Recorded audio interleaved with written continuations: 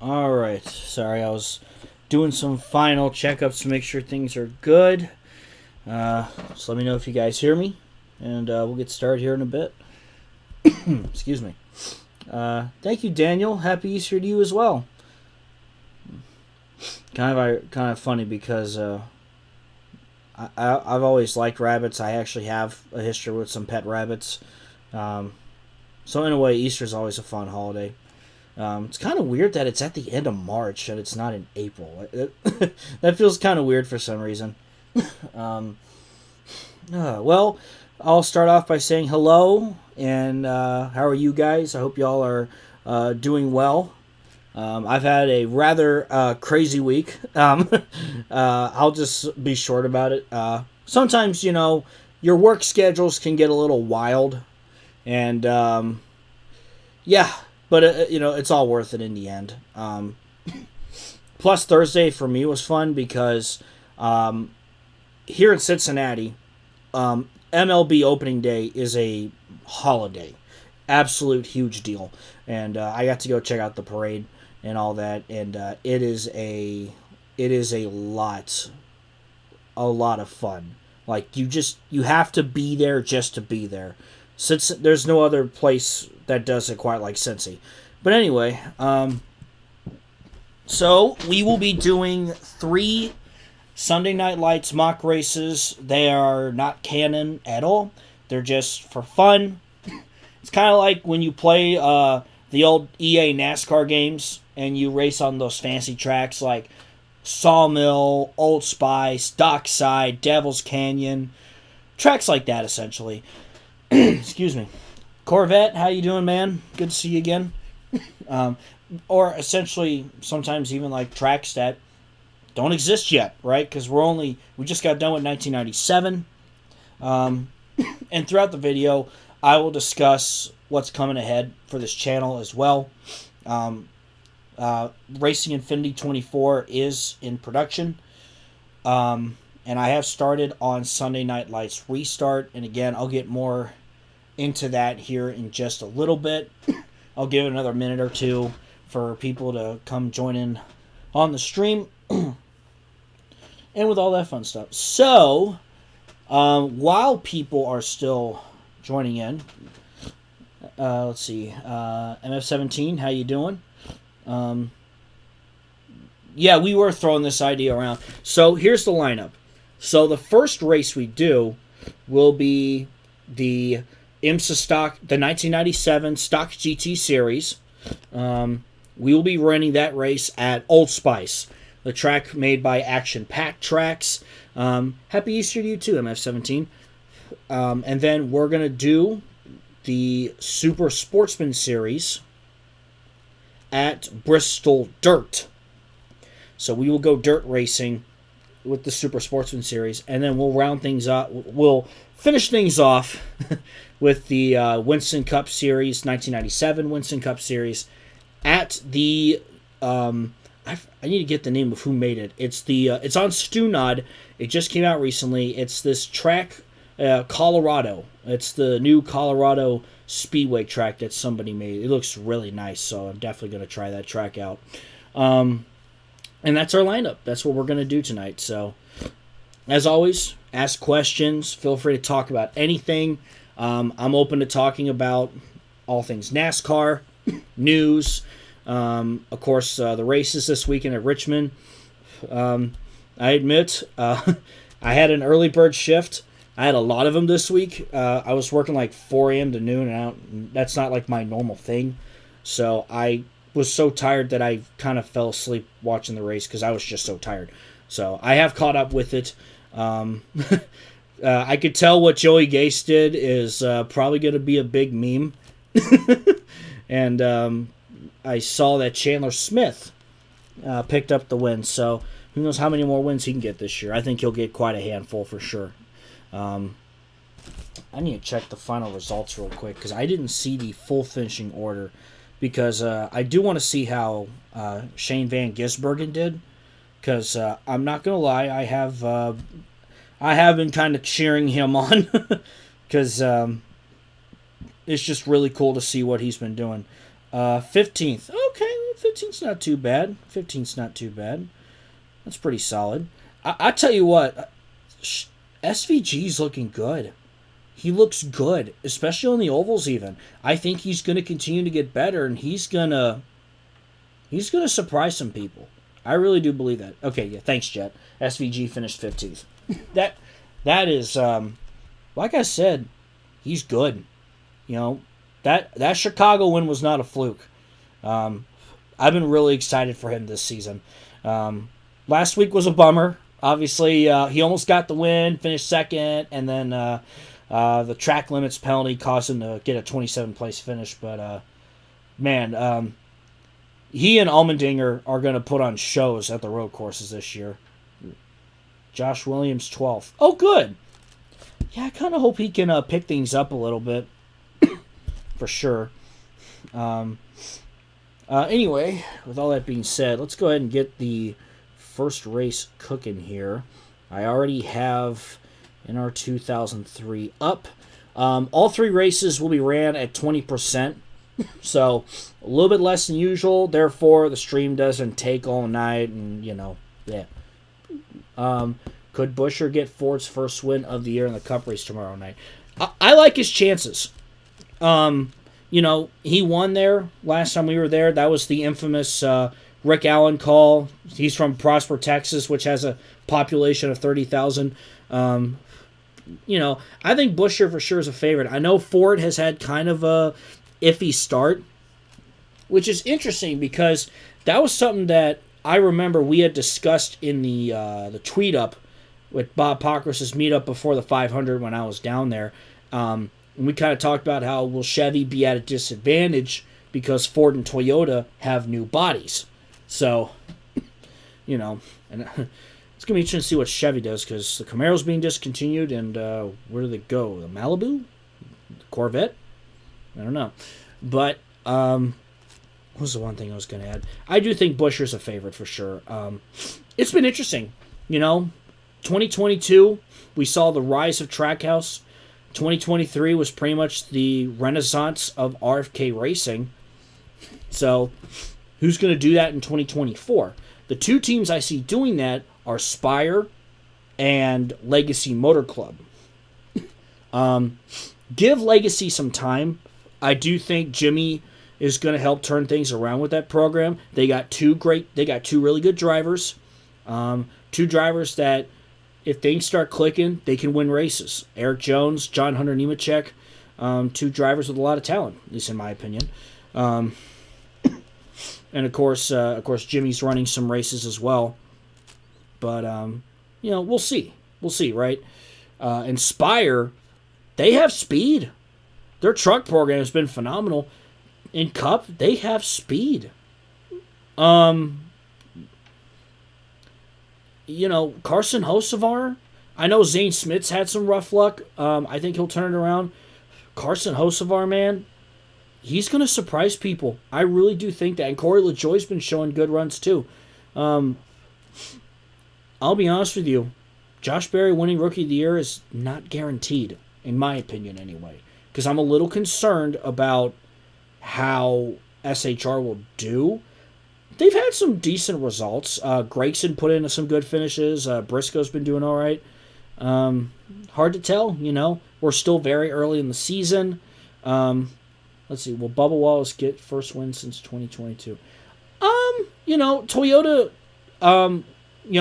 after what I saw at Phoenix and all that, Toyota probably has an advantage on those kind of tracks. I could see Bubba grabbing a win somewhere. Never count out Reddick because I just think Reddick's a future Cup champion. Chevy keeps saying the Malibu's on the way out, and then they keep bringing it back another year. Nothing surprises me anymore. I have a feeling we're just going to end up getting race spec cars at some point because, yeah, all the models that you think would be in are either being discontinued or they're being turned into EV cars. On a side note, Cincinnati also had the auto expo recently. They also had a thing where you could test an EV car. So you just signed a little waiver. I'm going to check my audio levels, make sure they're not too loud. Should be okay. Sorry, just checking to make sure my audio levels aren't too loud so it doesn't drown out my voice.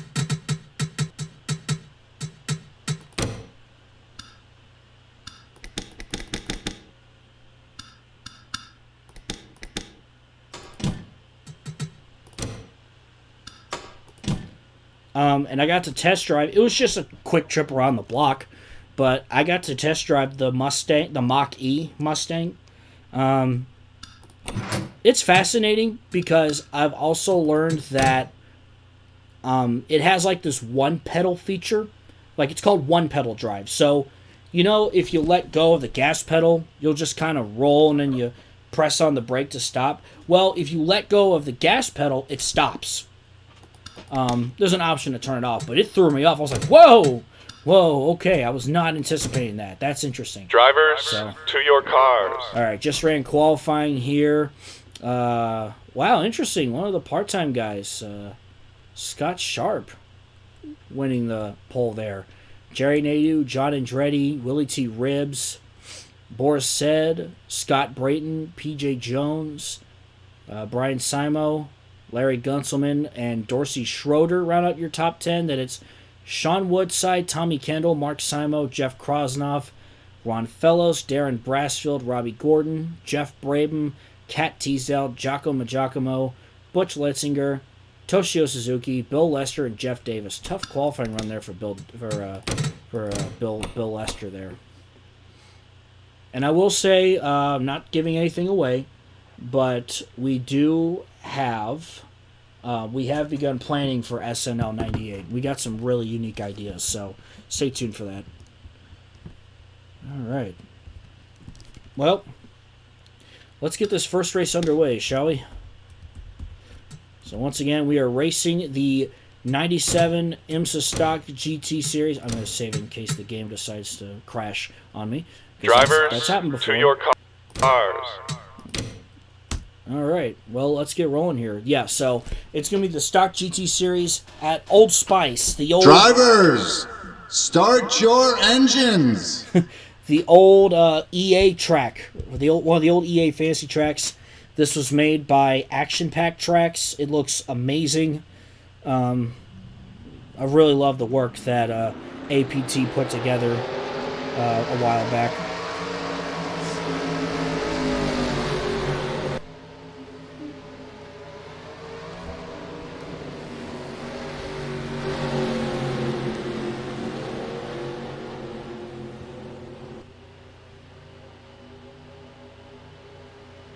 How long will SHR keep it up? I mean, only time will tell.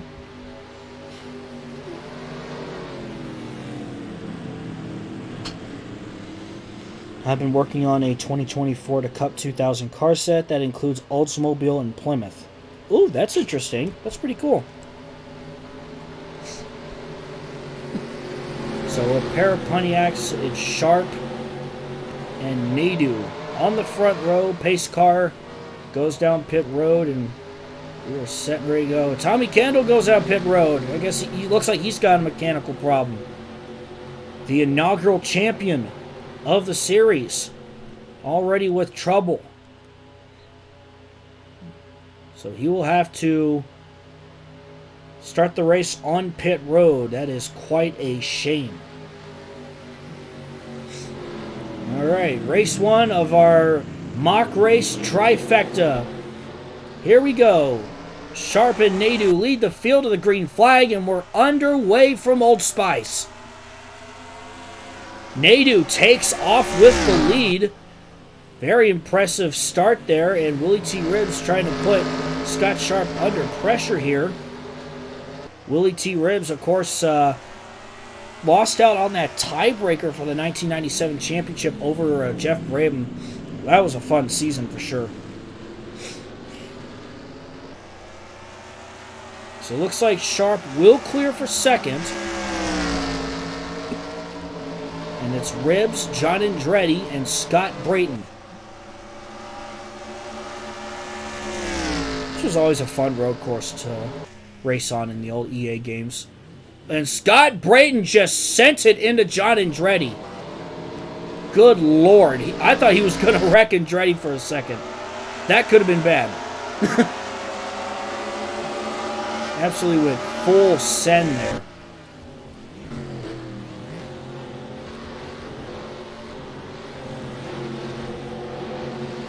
Battle for position looks like Krosnoff and PJ Jones, with Brassfield and Gunselman behind them.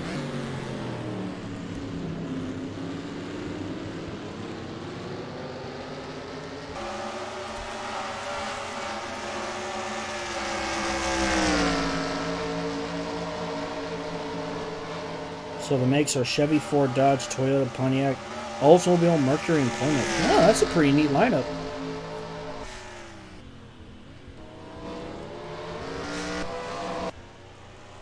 Meanwhile, Jerry Nadeau has taken off.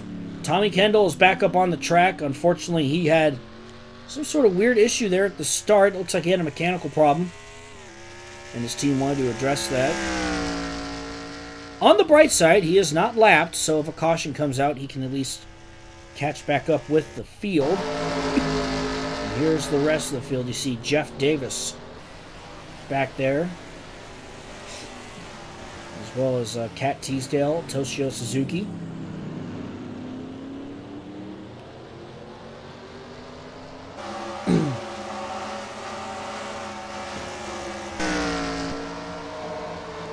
Looks like things have settled in now. There's your 1997 champion of the IMSA Stock GT Series, Jeff Brabham, and now he's going to send it into 51 of Larry Gunselman.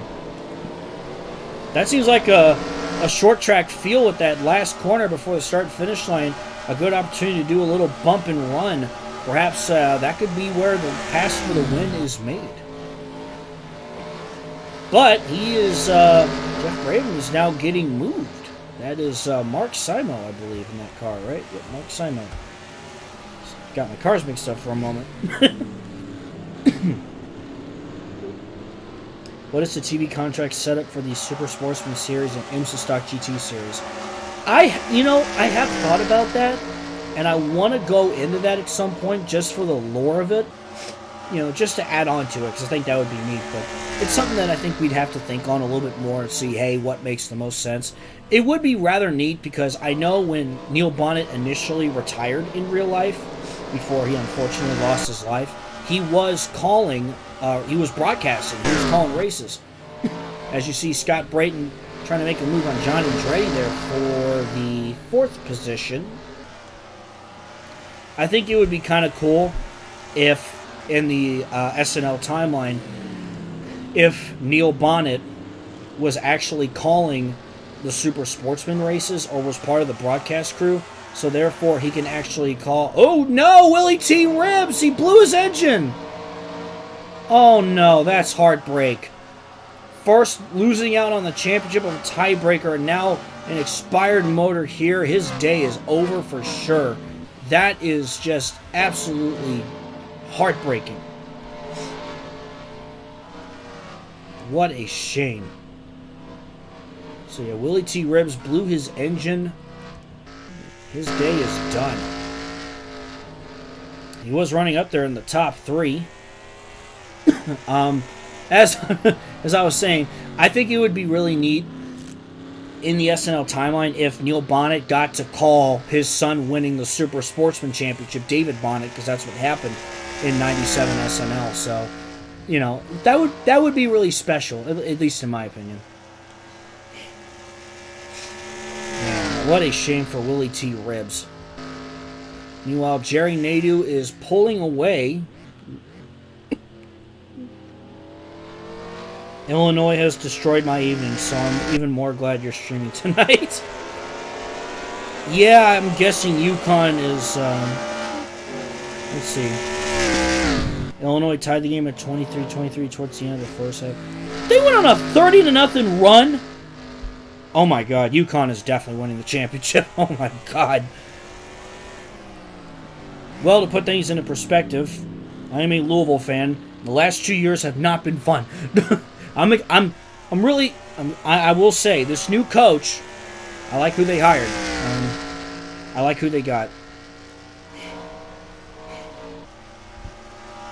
And NKU, I hope they can make a run at the Horizon League title next year and get back to the tournament. But with that being said, Scott Sharp chilling there in second. Scott Brayton running in third for Team Menard. Good run for him. And there's John Andretti, followed by Brian Simo in the 94. Then you've got the 16 there of Dorsey Schroeder. And it's Boris Said, Jeff Krosnoff, PJ Jones, Darren Brassfield rounding out your top 10. Okay,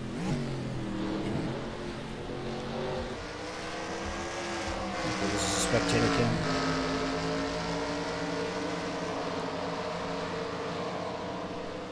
And now it looks like Jeff Brabham might be trying to sneak his way into the top 10 if he can find a way past Brassfield.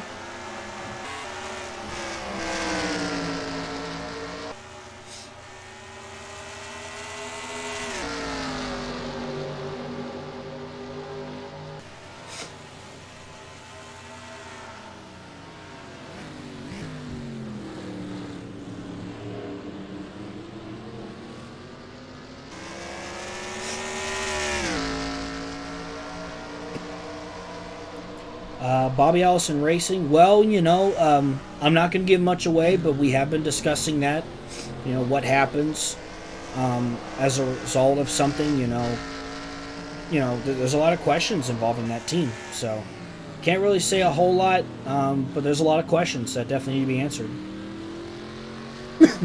I'm surprised that there were no fatalities. Actually, one of the first rules that I put down when making Sunday Night Lights, so this was even going back to like 2019, 2020, was that I did not want to do fatalities. I want to give every driver, we want to give every driver a chance to at least succeed, and play out their careers, as if they should, So, we've just kind of done the thing of no fatalities for that reason. Obviously, if there's a wreck that's bad enough, then we could say, oh, this driver got injured. We could do that. But besides that, I don't really want to do fatalities. Plus, I don't want to kill off a driver that's still alive in our current timeline, just because I just think that would feel really weird.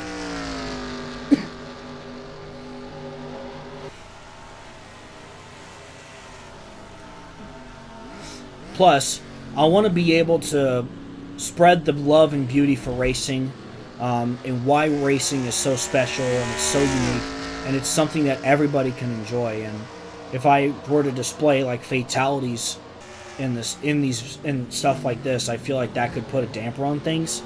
So that's another reason. Shades of Dale and Ned Jarrett with SNL's Neil and David Bonnet. Honestly, yeah. I mean, absolutely. But yeah, that's something that I may look at adding for SNL 98. So, been running in 1993, the 2014 mock, and SNL gave me some inspiration on how to run it. Oh, thank you. I'm glad I was able to, Duster. I'm glad I was able to give you some inspiration for that. That means the world to me, honestly. So. I'm glad you're doing that. I encourage stuff like that. Mock seasons even are fun. It's fun to showcase what makes racing so great, while also rewriting racing history. In my opinion, there are several infinite timelines on how you can do things, right? There's just so many, it's just infinite possibilities.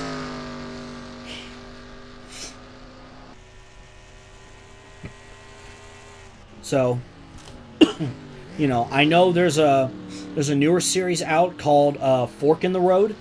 It's covering the 2001 season and an alternate timeline where Dale never died, Adam Petty's still around, Kenny Irwin Jr. 's still around, and a couple other fun what ifs, like what if Rock Racing happened, what if Hank Aaron Motorsports happened. So definitely give that a look, check that out, and there's other timelines, of course, as well out there. It's just really cool to do stuff like this, and I want to keep giving this to you guys, because I agree, Corvette. Yeah, Fork in the Road's pretty fire. I really enjoyed their series. I like how they, their presentation's very unique, very cool. So yeah, I would definitely give them a look, as well as trying to think of some off the top of my head. I admit I have been lacking a little bit of sleep the last few days, but I'm all right. I'm on my weekend now, so I'm definitely gonna get plenty of sleep.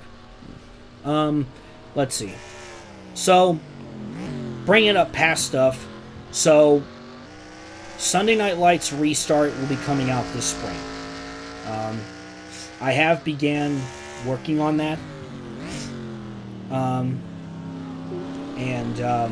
It'll be split into two parts. So, the first part will cover the early years, because I started with a prologue that ran from 81 to 86, and then I jumped into 1987. So I will cover 81 to about 88, 89, and then 89 to 97 will be in the second part. I've actually been going through to see what exactly I had archived. I admit I wish I could have saved like the very early years of replays, so some stuff will have to be recreated. But then again, the other important part of this video is showcasing all that happened, but with what I'm capable of doing now with free cam and all that, and just doing it in a better quality and being able to showcase things in a lot better manner than what I did 3-4 years ago. Now that I kind of have a system and a good idea. I see the caution lights are on. What happened? Dorsey Schroeder's on pit road. Let's see what in the world happened here. But yeah, that's the game plan. And the goal is to get it out within, hopefully, the next month or two. So, we'll be working hard on that. Let's take a look here. Schroeder just kind of came to a stop. That's very interesting. He just, yeah, I guess he just came to a stop. I guess, looks like he lost power, but it's going to line everybody back up now for sure. Once again, Jerry Nadeau is your leader. Scott Sharp second. Braden is third. Andretti fourth. Brian Simo in fifth. The voices for the announcers of Fork in the Road are thin. The voices are very unique. It definitely gives that classic radio feel to it. And I think that's unique. That's something a little different. So I like how they did all that. I'm doing a Sunday Night Lights prediction spreadsheet. Ooh, that sounds like fun. Please, yeah.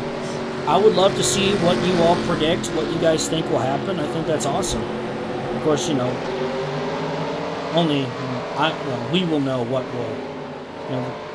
Me, Rose Jam, Jet, and Ferris, we're the only ones who will know what happens. But it's fun to see people make predictions and then see what comes to light of it, Like, for example, when I did SNL 97, I had Kelly Earnhardt not only get to the Cup Series, but she wins the Daytona 500 after, in this timeline, her dad winning it 3 times. That's just crazy to think about. On a similar note of athlete-owned NASCAR teams that never ended up happening, are Brett Favre and Tim Steele still trying to buy Budmore 98, or are they going for some other team?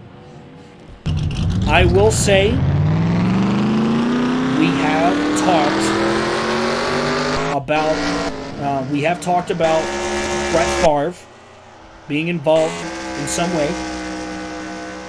Haven't fully confirmed what we're doing, but it's been discussed for sure. Honestly, for 98, we got a lot of cool ideas. We got a lot of cool ideas. Alan Kawicki is still running strong in the SNL timeline. Any plans in store for him and Ernie Irvan? When you look at it, the reason why we had AK Racing expand was because we really felt like that Alan could have had the opportunity to become a really good car owner, because not only was he a fantastic engineer, but he was a great businessman. And I think he would know how to grow and adapt to the sport. Not sure what's going on with Scott Sharp here. It looks like we are coming to the green. And Jerry Nadeau will be leading, followed by Scott Brayton, Brian Simo, Darren Brassfield, and I think Scott Sharp. Again, I don't know what's going on there. Here in the halfway point. And here we go. We are back underway. Back up through the gears, as Rick Allen would say.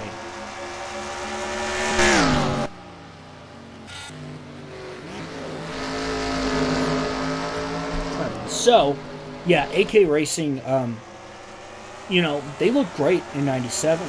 Not only that, I want to point out that Alan Kawicki has become quite the road course ace.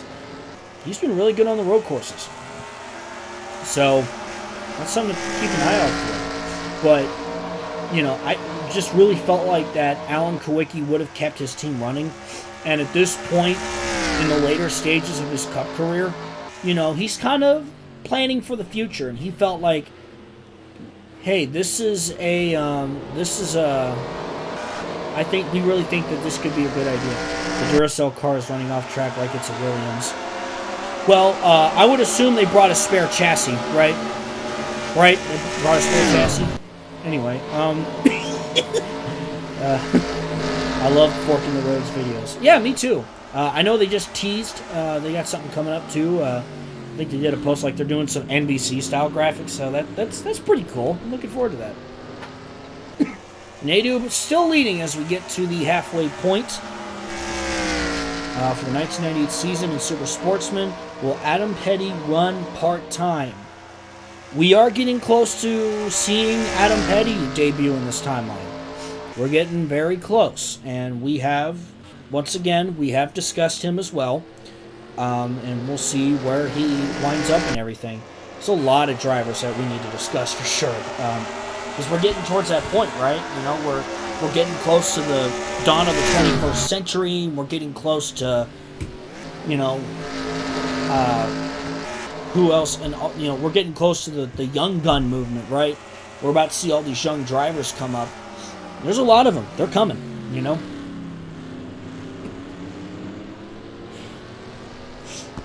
But yeah, so once we get Racing Infinity Volume 24 out,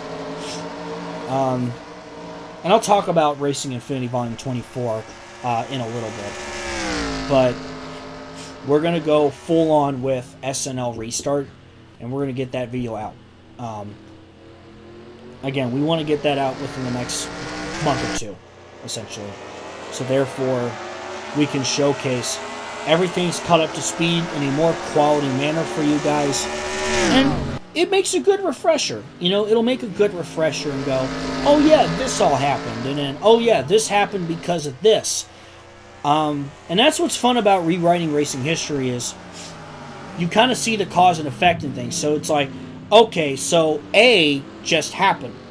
And in response to that, B is going to happen. So for example, Patty Moyes in '89 winning a cup race. That created a huge riptide effect, right? So now suddenly NASCAR has become a massive co-ed sport, and in my opinion, it's gonna help push the sport into a national, if not global, spotlight more than it was by the late '90s in real life. And that's a big deal because I think that's going to help build the sport's prestige even more than where it was, And there are a lot of stars there are plenty of stars in the Cup Series for sure in SNL right now, and there's more coming, you know. So, what's the status on SNL Rewind? So, I have been getting clips together. So, what I'm kind of doing is I'm starting with the more recent years because I'm trying to give myself a good layout and a good idea of, okay, here's how I'm going to structure this. And then I'm going to, like, do separate year videos. So, like, I'll go on Vegas. 1 year will be 93, 1 year 94, and all that. And I'll put all those videos together in one big video just to make things a little easier. Hopefully that works, and hopefully what I said makes sense. But, yeah, I have begun recording audio. I will have to go back and record footage, especially for the earlier years. I'll definitely need to record a lot of footage there. But it should be a fun process. You know, this is just something I'd love to see, love to have you guys enjoy. Because, again, it'll make for a great refresher and something great and fun to look back on. Because I want this to be something fun and special and that everybody can enjoy, you know. I'm very, very blessed to have people help me on this and make something so special.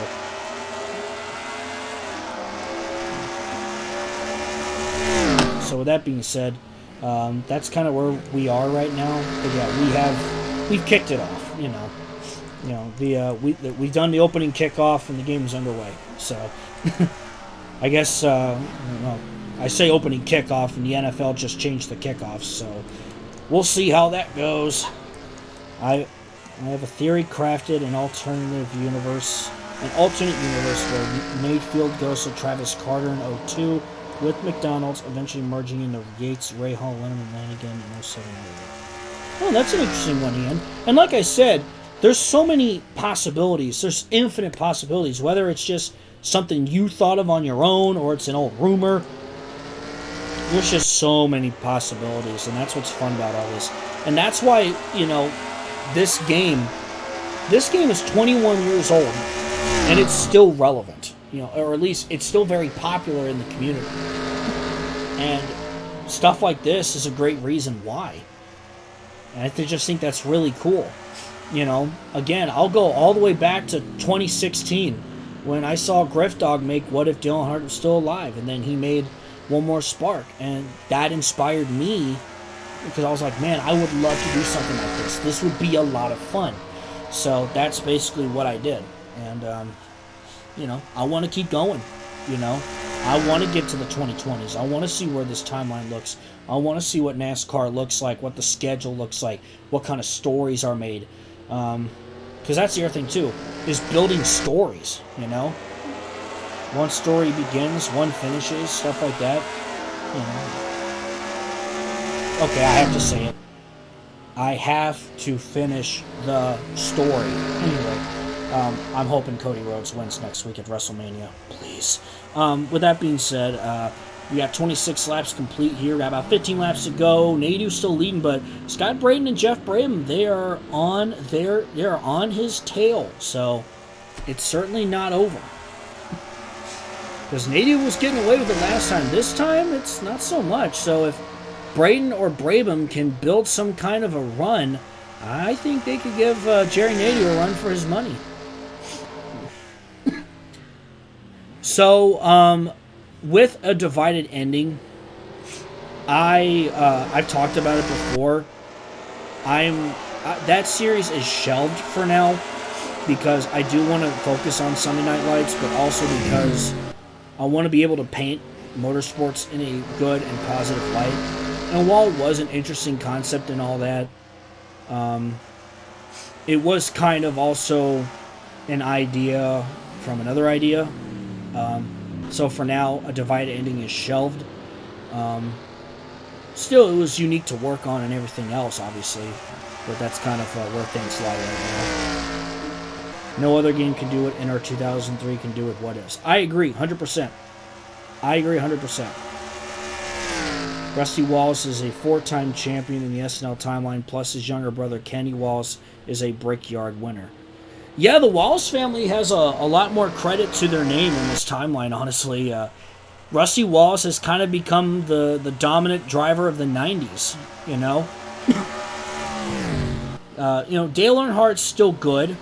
He's still one of the most popular drivers out there, but there's just a lot of superstars now in this sport. And Rusty Wallace needs to be considered as one of them for sure. Which, it's sometimes things work out in a weird way. It was kind of unique with 97, even though he completely whooped, he ripped the field a new one in 97. We got to debut Gateway as a cup race this early on. And obviously the Wallaces are from St. Louis. So, in a way, Rusty had so much of a championship lead that he's like, hey, I could celebrate my championship in front of my home crowd. That's the stories I'm talking about. Just being able to build stories like that. That's, because I'm like, oh, wow, now that this has happened, we could do this, Let's see. Does the kart IRL split still happen? As of now, I believe so. I believe that does still happen, which is interesting because we had Shauna Robinson win the Brickyard 400 around the time that split occurred. So, a woman winning an Indy, that's a pretty big deal, So, it's like when she won the 500 2 seasons prior. Man, I still can't get over when that happened. I just sat there and went, well, this is really happening. Shauna Robinson's going to be a Daytona 500 winner. This is cool. So, and again, that's, big deal, right? That's a huge deal, And like I said, that's why I'm rooting for the likes of Haley Deegan and Tony Breidinger now. I want to see them win. I think it would be really good for the sport if one of those two won, and suddenly people are like, oh, wow, check this out, and it can paint NASCAR in the positive light that it should be in. So, anyway, the kart IRL split, I would say for now, yes, does happen. Another what if I had was Tyler Walker and Blake Feast. Oh, man, I haven't heard those names in a minute. I remember those two, yeah. I've been following NASCAR since 2004, and I was 7 years old.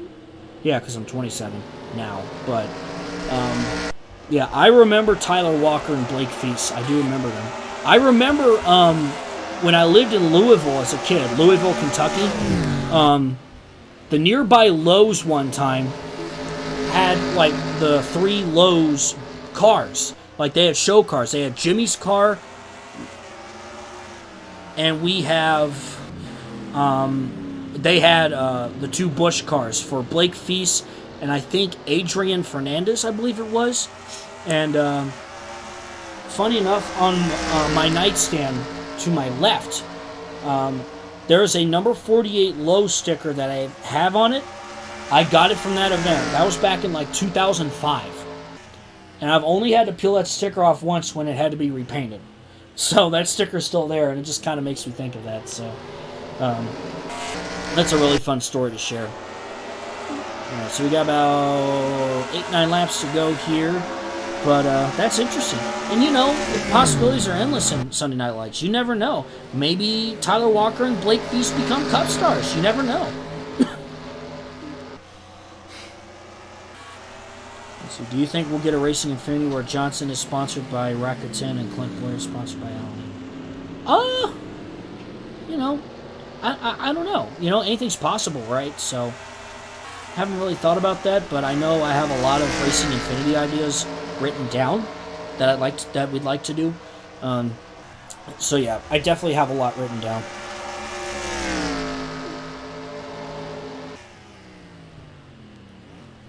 Oh, that's right. Okay, we have mentioned the split.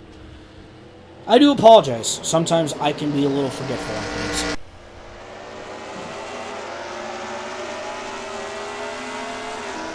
I would like to see Shane Meal in Sunday Night Lights in the future. You will definitely see Shane Meal when the time comes. Absolutely. Hold on. see if I can show it. Okay. I don't know if it popped up in the chat or not, but somebody wrote the Blake Feast copy. Rose Jam wrote the Blake Feast copy pasta. That's great. If you know, you know. I indeed do know. Oh my god. I don't know where that originated, but it's so funny. That kind of makes me hope Blake Feast actually becomes a big deal now, just so I get comments of people just putting, I hate Blake Feast. I know what you're thinking. This is some kind of funny joke. But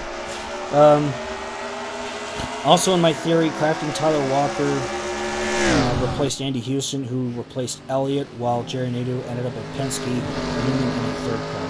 Oh, that's an interesting one, Ian. That is interesting. Kevin Grubb, Eric McClure, absolutely. Yep, you will see those. Yep. Every driver out there will definitely have an opportunity. One thing I always found fascinating with Kevin Grubb was I think it was 2002, he drove for a team called Team Bristol Motorsports, and they had a big sponsorship deal with Toys R Us. And I have that die-cast. I think it might be at my dad's place in St. Louis. But, and I remember it came with a hauler, funny enough. So, I've always liked that paint scheme, but the team was planning to go like 5 Cup races in 2002. They attempted the one at Richmond. They failed to qualify. And then in 2003, they wanted to do the full season. So, I don't know if that's going to happen or not, but it's certainly something to think about. Plus, I think, at the time, this being the early 2000s, having Toys R Us being on a car could help push for a demographic to bring in younger fans, new younger fans into the sport, if things were done right, of course. Obviously, in this day and age, a lot has changed, but, again, that was back then. Christian Elder, yeah, absolutely. All sorts of drivers that have yet to show up for sure, It's going to be fun. It's going to be a lot of fun. It's been a grind, but it's been so much fun. So Jeff Braden has actually moved up to second. Can he perhaps make a move on Jerry Nadeau to get the win here? We have about 5 laps to go. Brabham peeking to the inside of Nadeau. But Nadeau's able to hold him off. Again, I talked about that last turn before the start and finish line. I wonder if Jeff Brabham can potentially get a run there and make his way past Jerry Nadeau. That could be a lot of fun. What do you guys think? You think Nadeau's going to hang on? You think Brabham's going to get the win? Or will something crazy happen and Scott Braden perhaps grabs the win? Brabham tries to send it in. Not able to get to the bumper of the 40. He's still got time, though. He still has time. And Brabham peeks to the inside. Here we go, down past the bridge. Heading into the corner. Jeff Brabham looking to take the lead. Nadeau trying to hang on. Yeah, Nadeau's led for pretty much the whole race. Yeah, but looks like that's about to change. Jeff Brabham has the advantage here on the inside. And new leader, the 1997 IMSA Stock GT champion, Jeff Brabham, is out in front. Can Jerry Nadeau make the comeback, or will Jeff Brabham steal this victory here at Old Spice?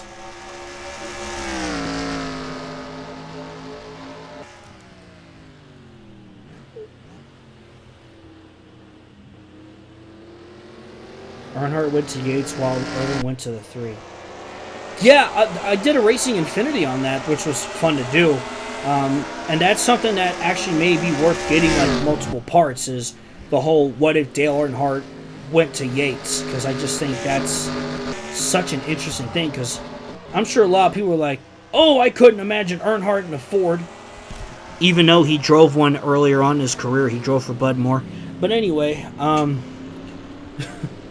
I'm sorry, it's so funny when people are like, oh, like, dude, things change, and it just shows you how much things can change if one little thing occurs. if Dale Earnhardt had moved to Robert Yates, NASCAR would probably look a lot different right now, right? So that's just something to think about. All right, we are coming to 2 laps to go. Jeff Brabham is starting to pull away, looking like he's going to get this W.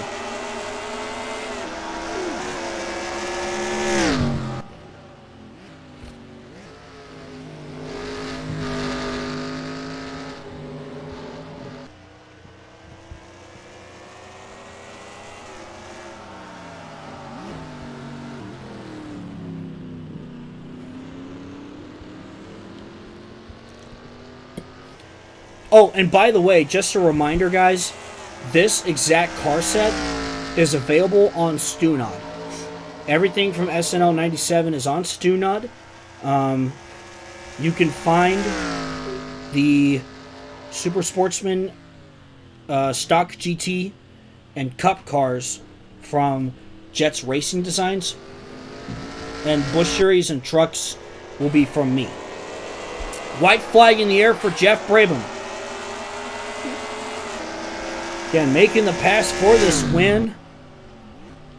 And he's pretty much smooth sailing for that number 6 Ford at this point. I love underdogs. That's why I rooted for Paralympic snowboarder Andy Purdy on Dancing with the Stars. And I love Bubba Nissan's championship win. Absolutely, you know. That's what makes anything in sports great, is having that underdog, right? Whether it's motorsports or, you know, the NCAA tournament's a fine example, you know?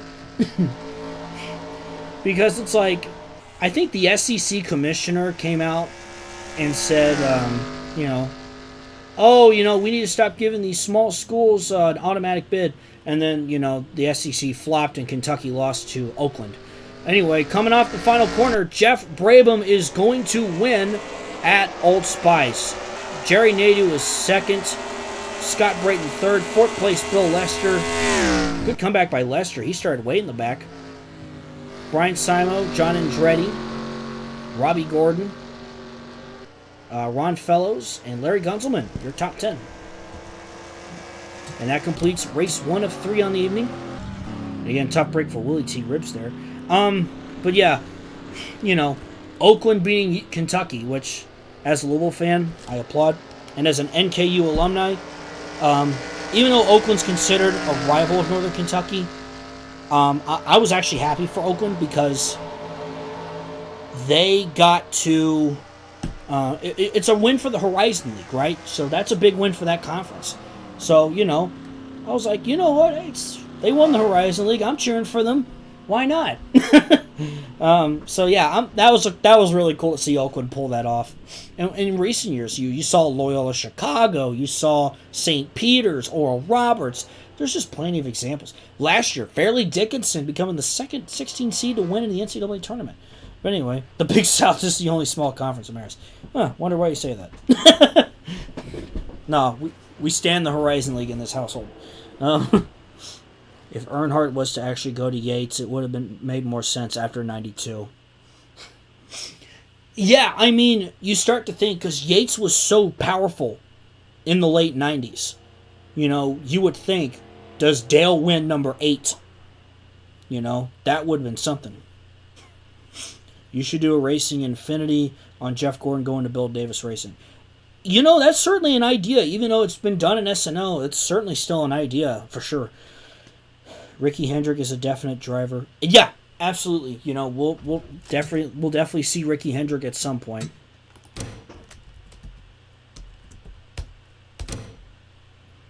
I'll save this stuff just to look back on. Wouldn't hurt. So there's a look at your final results there. I'll get the second race going here shortly. Again, it'll be the Super Sportsman Series at Bristol Dirt. So stay tuned for that. It's going to be a lot of fun. And then we'll have the Cup Series at Colorado. I can imagine Earnhardt in a Ford, but I can't imagine him in a Pontiac, even though he probably drove one. That is interesting. I mean, you know, then again, Pontiac was also a GM brand. And I'm not going to lie, as somebody who, I know I mentioned the Auto Expo I went to, and I saw the electric Hummer. If there's a brand I would like to see come back, it's Pontiac. I'd love to see Pontiac somehow make a comeback. Let's see. Mark Petty ended up in the 43 in one of my theory crafts. Oh, that's unique.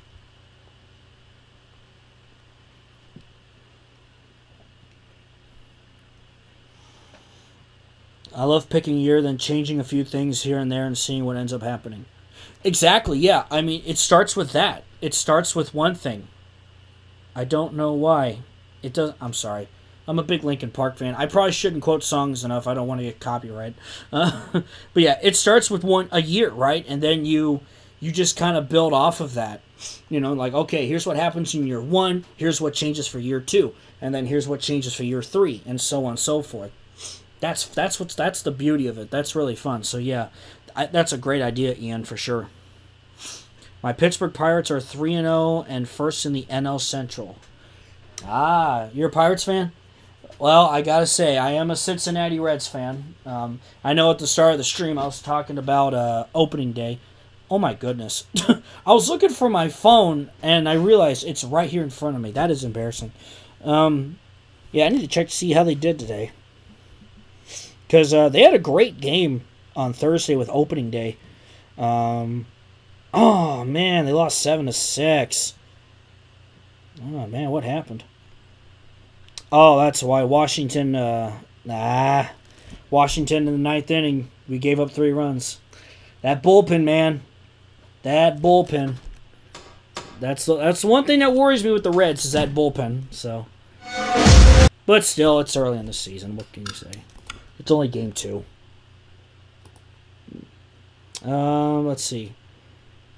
Dale Earnhardt drove for Pontiac for Robert G and Xfinity. You know what? I think I saw that somewhere. Yeah. Praying for Casey Elliott to a Cup champion soon. That I would love to see that. Casey Elliott being a Cup champion would be really unique. You know, I was worried about him at first, but he had a much better. What track am I looking for again? Bristol. Duh. He had a much better season in the Busch Series this past year. So I'm going to do the newer version of Bristol Dirt, the one made by Wild Custom Cars. And we'll do that. Oh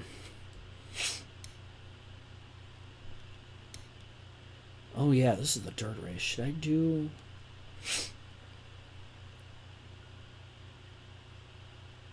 I'm trying to think. Should I do 1x or 2x for this?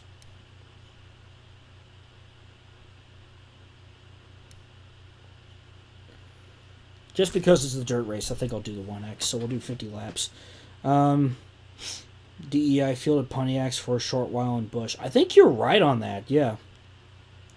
I remember reading a NASCAR alternate history where GM discontinued Buick instead of Pontiac. And you got to go back to the late 2000s with the recession, and then the auto industry being bailed out, which for whatever reason back in like 2018, that was one of my original alternate timeline ideas. Was like, what if the bailout never happened and how it would have affected NASCAR? But I could never really figure out a good way of going about that. So, yeah. All right. I got the Super Sportsman cars. 35 cars. Let's do this. Any special guest stars? It's just the Super Sportsman series from '97.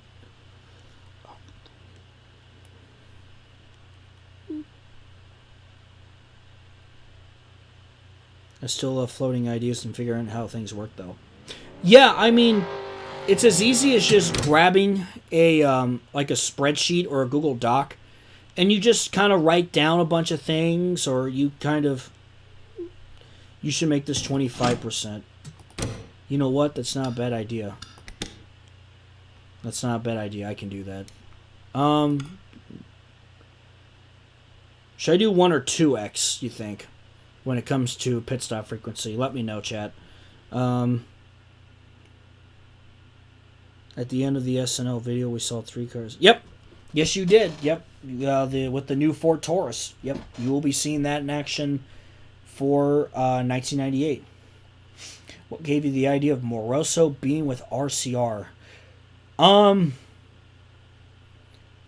Moroso was showing promise, and it was going to be easier for him and his father to team up with a team like RCR and basically have a better opportunity to succeed.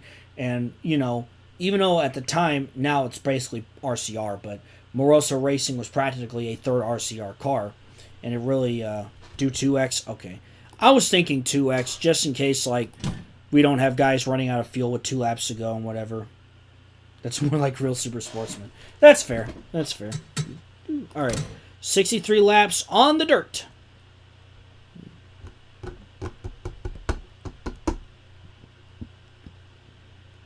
Will Pontiac leave NASCAR after 2003, or will they continue on for the rest of the 2000s? I admit, I don't really know. I had Richard Petty in this race. Why not? It's a mock race. Why not? Let's see what the king can do. Drivers, to your cars. John Nemechek will get the pole for this race. Our Busch champion, by the way. I haven't really thought about that with Pontiac. I admit, I don't really know the full plan of that just yet. Certainly a lot of possibilities on what we can do on that, but I just don't know right now. Drivers, to your cars. Drivers, to your cars. Alright. We're going dirt racing. I admit, I did like that they did something like Bristol Dirt, and I think it was a good idea. The only issue was that, weather was a problem. Drivers, start your engines! Weather just got in the way of it being the race that it could be. But I really enjoyed it. I went to the dirt race last year, and I enjoyed it. It was pretty fun. So, let's see what happens. Let's see what kind of shenanigans will happen in this one. So I have a feeling we could see some craziness in this one.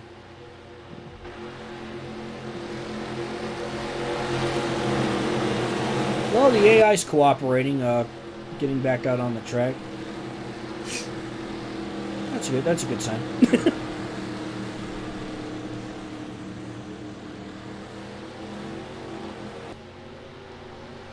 Here we go. It's Nemechek and Bill Bigley Jr. on the front row, and we're racing on the dirt at Bristol. Let there be shenanigans, right? How about this? Bill Bigley Jr. getting out to a lead. He had a push from Steve Park, but not able to shut the door on John Nemechek. But Bigley Jr. will lead that first lap.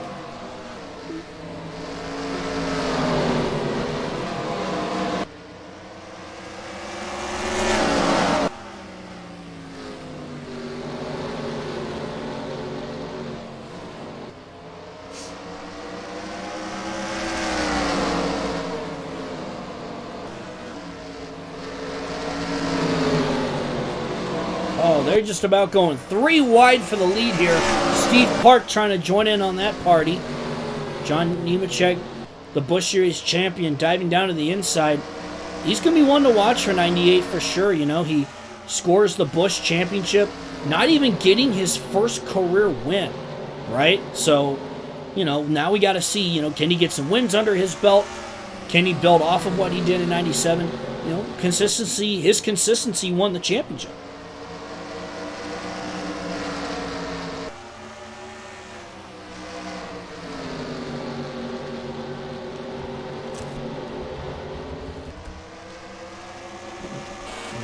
Your top 10 right now. Bigley Jr. and John Nemechek continue to duel side by side for the lead. We got 20 people currently watching. I really appreciate you guys tuning in and watching. Speaking of which, I was going to bring up Racing Infinity Volume 24. I'll just leave a little teaser. It is kind of interesting seeing cars from the 90s racing on a modern day racetrack, am I right? Wink, wink, nudge, nudge. Johnny. Yeah, Casey Elliott did the same thing too, which was funny. Except he did have a win, but he didn't win that season because I think he won in '94 at the New Talladega, and then that's wild, you know.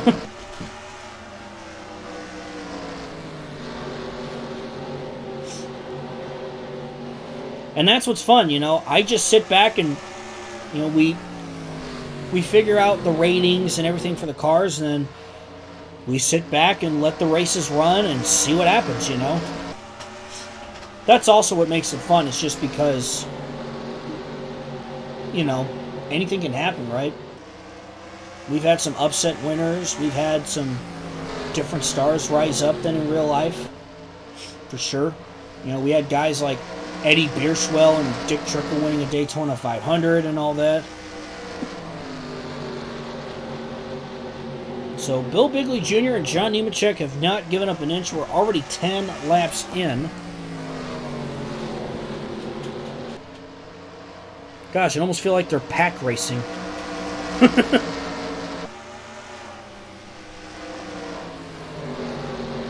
There's another goofy idea. IndyCar at Bristol Dirt.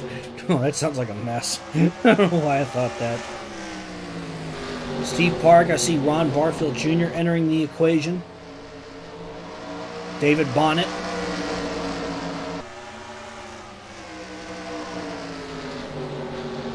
Of course, Kelly Williams has been the talk of the town in the Super Sportsman Series as well.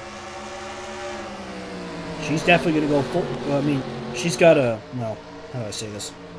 She's definitely in the hunt to go full-time for sure with that kind of performance, so... I gotta be careful. I don't want to give anything away.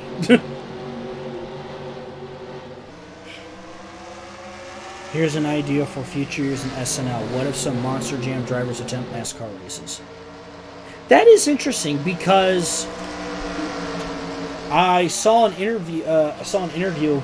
Of one of the local stations here. They actually interviewed a female monster truck driver. She was just kind of talking about, the being a female driving in the kind of competition and what they do and all that.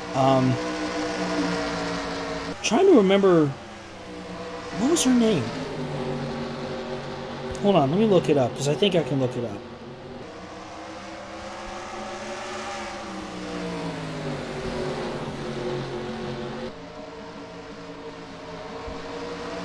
Her name was Jamie Sullivan. So I just thought that was a really cool interview, and that was just something cool to see. And when I saw that interview, it made me think of Sunday Night Lights. It made me think about the female movement, right? It made me think about Patty Moy, Shauna Robinson, Tammy Jo Kirk, Kelly Earnhardt, and Kelly Williams, and whoever else. So, I mean, hey, anything's possible for sure. If we feel like that it's something worth looking into, we'll definitely look into that. Meanwhile, John Nemechek now leads. Bill Bigley Jr. is kind of falling back now. David Bonnet contending for the lead now. We see Rich Bickle and Ron Barfield Jr., who's had a pretty solid year, too, in the Super Sportsman Series.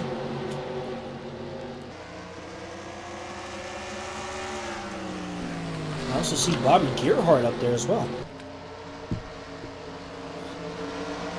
For any new people, we are in the second of 3 mock races and Sunday Night Lights mock races. In case you're new to the channel, by the way, Sunday Night Lights is a complete alternate timeline. We just finished the 97 season back in February, and we're working on a restart of looking back on previous years as well as 1998.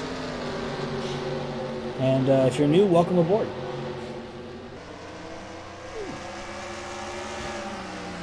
So it looks like John Nemechek has settled in as Bonnet and Barfield fight for second place. Rich Bickle in fourth. Bobby Gearhart up to fifth. How about that? He was one of the surprise winners. We've had quite a few surprise winners in Super Sportsman for 97.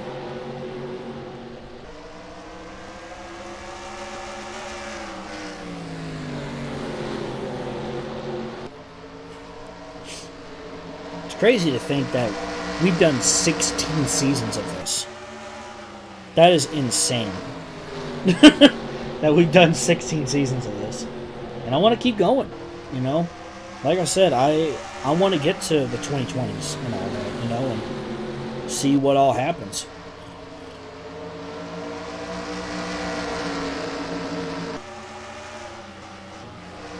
"22 of 63 laps are complete. If we do have green flag pit stops, I'm really intrigued to see how that's going to look because, man, we still look like we're pack racing." And just as a reminder, this car set for 97, you can find this on StuNod as well. Oh, we have a caution. We have a caution.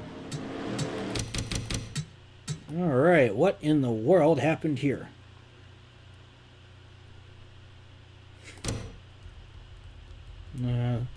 Sometimes I like to find the pace car and figure out when the lights came on, and then I go, oh, okay, then we can follow along with that. So, oh, there it is. Let's see. The 80 of Ashton Lewis going for a spin. Did he have a little help? Yes, he did. From Curtis Markham, got into Shane Hall, and around the 80 goes. Oh, the 71 nearly hit him, Robbie Reiser. Hopefully nobody else hits him. Look out, look out, look out, look out. Oh, man, thank goodness nobody else hit him. Thank goodness we did not have an ARCA brakes moment. Oh, man, that would have been, that would have sucked. All right, so that brings us under caution. A spin by Ashton Lewis, and everybody's now on pit road. And let's see where everybody ends up. As I was saying, you could find this car set, the entire car set, every car on StuNod from every series in the in SNL 97.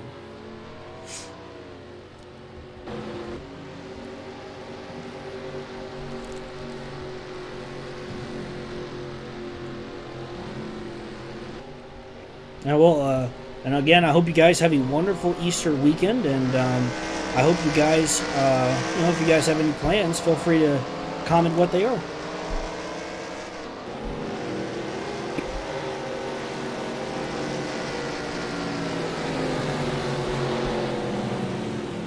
Oh, yeah, Camden Murphy. Yeah, I met him at Kentucky Speedway back in 2018. Because I was talking to him and he brought up, I do monster trucks. I'm like, oh, that's really neat. And then I was like, later on, I'm like, oh, yeah, Camden Murphy. Yeah, I remember him. I remember Camden. Yeah. Will other Tabasco sponsors leave after 97? I mean, we are getting to that point where, at that point, cigarette and tobacco. Did I say Tabasco? Oh my God, tobacco sponsorships were kind of on the way out because of the regulations and everything, and that's just something we'll have to look into for sure in the coming years. I hope I'm planning to do a concurrent version of SNL using Out of the Park 25 and DDSPF 18, but we'll start in 1901 for baseball and 1960 or 61 for pro football. Oh yeah, I love OOTP. One time I actually did do like 1901 to 2020 just to see how much things change, and like I moved teams around and brought in new expansion teams and all that.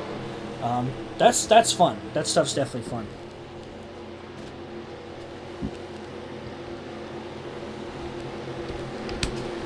Oh yeah, and Divided. That was the wildest thing in Divided Ending, seeing Con Nicolaopoulos somehow win a race. I actually got to meet him down in Daytona. Really nice guy. I got to see him down there. So really, really nice guy.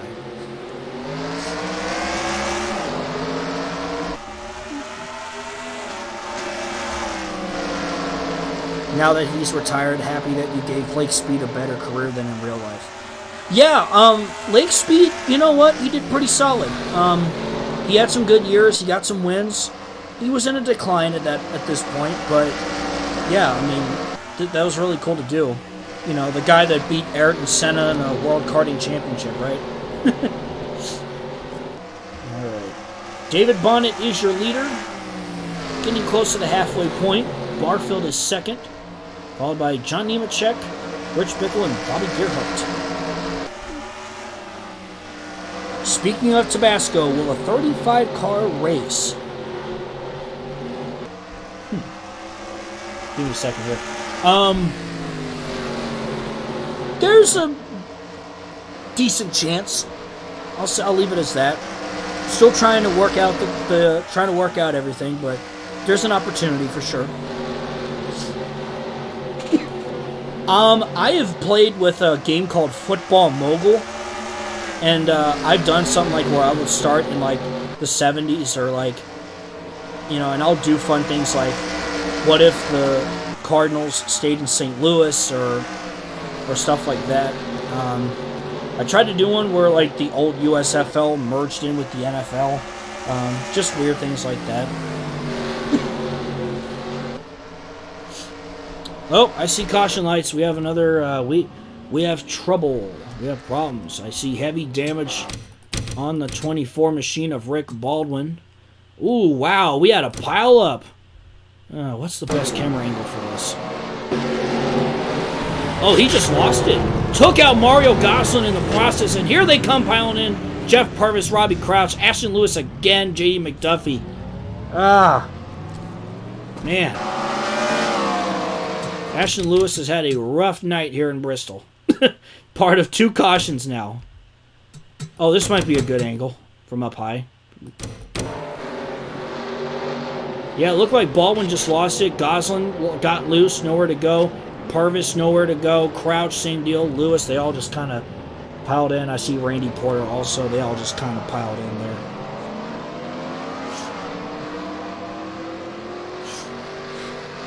The Rock's rock racing better happen or I'll get the smackdown.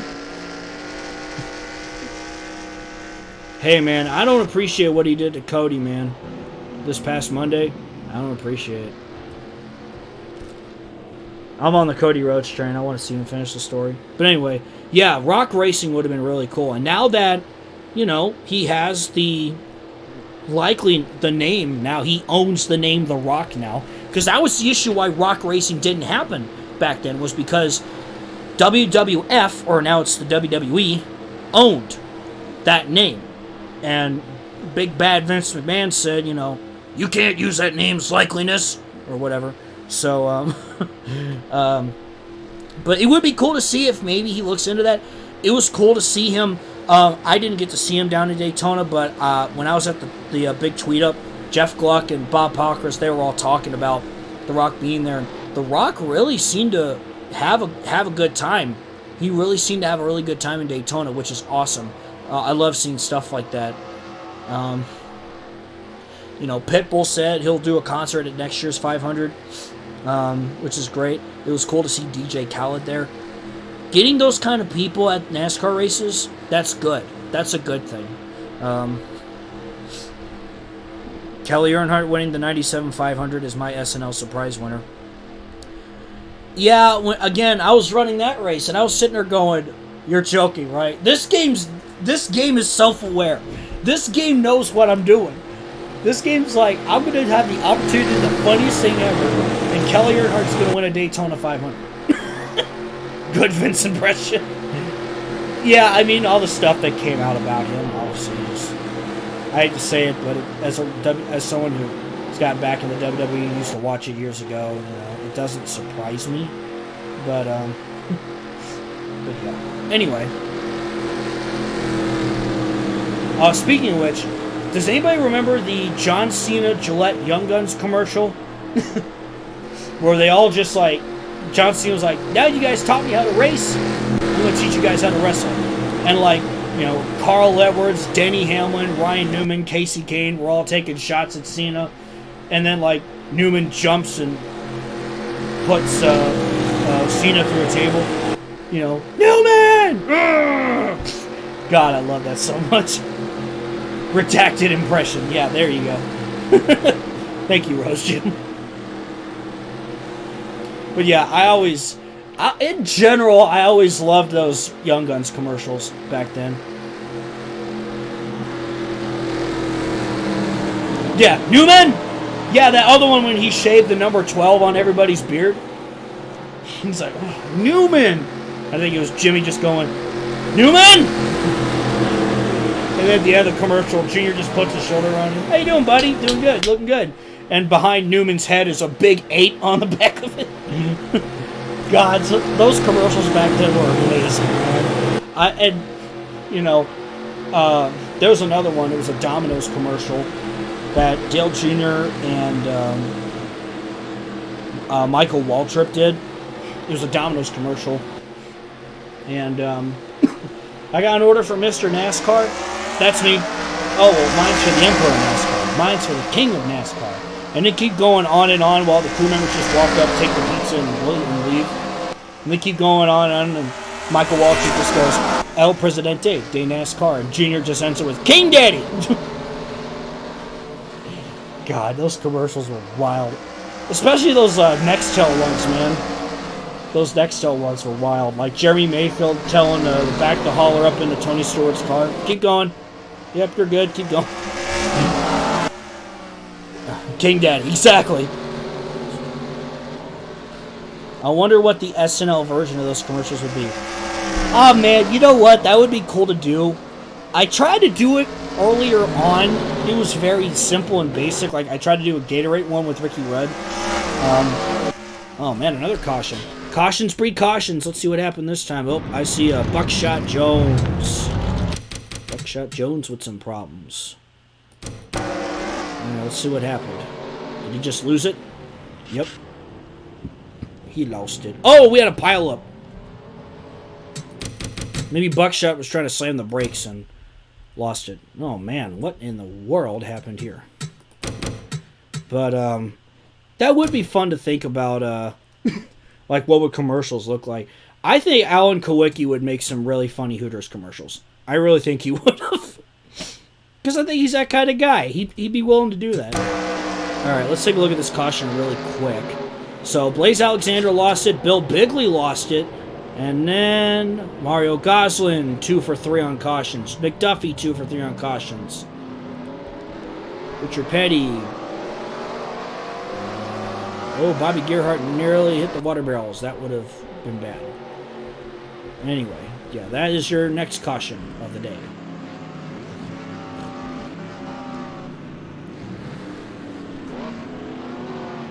Well, this has been interesting. Alright, where was I? Oh yeah, talking about commercials. My favorite surprise winners were Mike Harmon, Eddie Bierschwell, Patty Moyes, and Kelly Williams. Yeah, absolutely. I don't know if I could pick an exact favorite on what my favorite of all time with that is, but let me go ahead and skip to live here. Alright. King Day. Oh yeah, the Casey Kane ads with the Allstate commercials. Yeah, all the fangirls.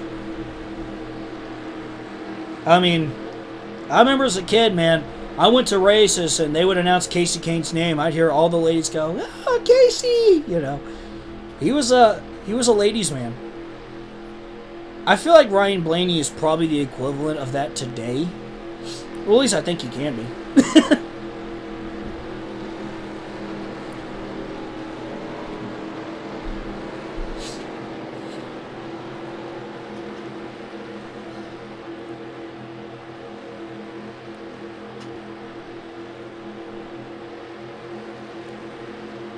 Alright, looks like we're getting back to racing here. John Nemechek is your leader, followed by David Bonnet, Ron Barfield Jr., Rich Bickle, Matt Kenseth, Kelly Williams, Kerry Earnhardt now in the mix, Toby Porter, Mike Skinner, and the 72 car, Tracy Leslie. Here we go, green flag.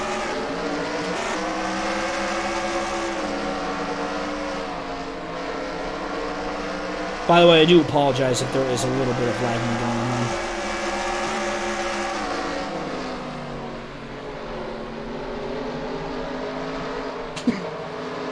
on. Right, Daniel, exactly. I just think that, you know, if Alan Kowicki was still alive, I think in the late 90s, if he was still with Hooters, I think he'd make really funny Hooters commercials.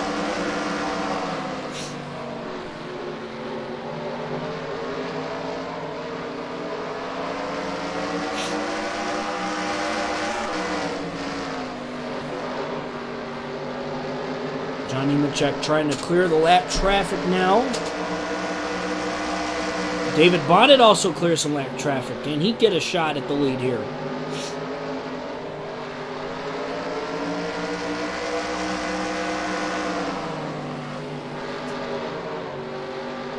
And how long can we go before another caution happens? Because we've had quite a few of them. Many DNFs. We got 3 cars out of the race. Bill Bigley Jr., Rick Baldwin, and Jeff Purvis, I believe. No, that's not Jeff Purvis. I'm trying to think of who it is. We got 3 cars out of the race.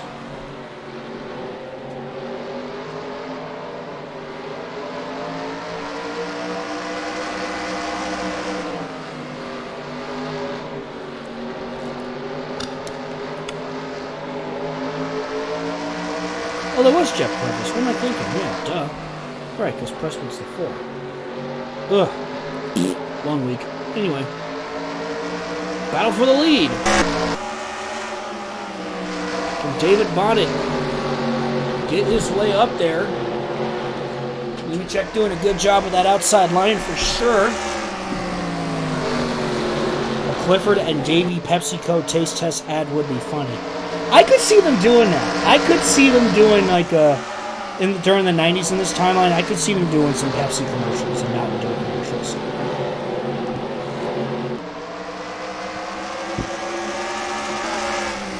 I feel like Barbie would do like a special Patty Moyes thing. You know, and Patty's in it. It's like, you know, and that could inspire, like, I want to be cool just like Patty Moyes and stuff like that. Which, again, can bring in a new demographic and new fans into the sport, right? That's, I think that's really cool. Another caution. You get a caution, you get a caution, everybody gets a caution. Alright, what in the world happened this time? So, Andy Kirby going for a spin, Rooney. Actually, a bit of a pile up here. Looks like he got into the 85 of Shane Hall. Just slid up the track there. Hut Strickland with a bit of contact. And looks like that's just it. No other problems. Caution is out once again, and John Nemechek is still your leader.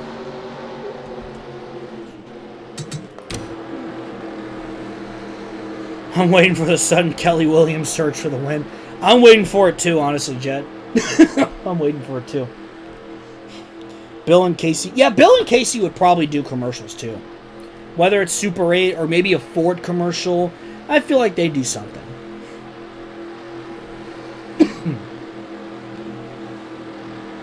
Ricky Rudd and Gatorade. I would say it would be kind of unique to do those kind of things with AI, but then again, that is a very touchy rabbit hole to go down, and I don't want to cause anything, so yeah.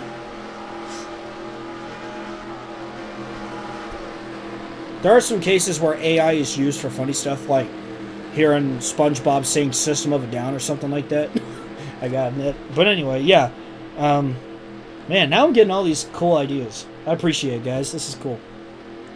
Oh, man, maybe Wally Dahlback or even now Tammy Jo Kirk doing a Twix commercial would be kind of neat.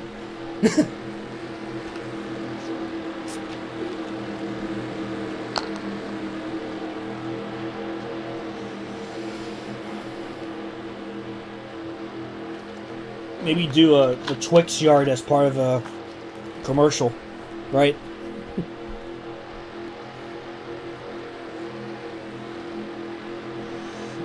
Maybe if Nickelodeon sponsors a car, they can do similar commercials to what Cartoon Network did. Yeah! Like the Robert Presley one when he was giving all the characters a ride. And then he ejected Dexter from his car. Ooh, look at all the buttons. Those buttons sure are pretty. What does that one do? I don't know about that one. And then just buy Dexter. I do remember as a kid they still did stuff with NASCAR too, because I remember there was a bit with Tony Stewart. I remember there was one with Foster. I think it was with Blue from Foster's Home of Imaginary Friends. and a young Kyle Busch. You know, when he was a rookie. Anyone remember those days? I feel old. Oh, jeez. I shouldn't say that. Yeah, Jeff Gordon could make some banger McDonald's commercials, honestly. Yeah.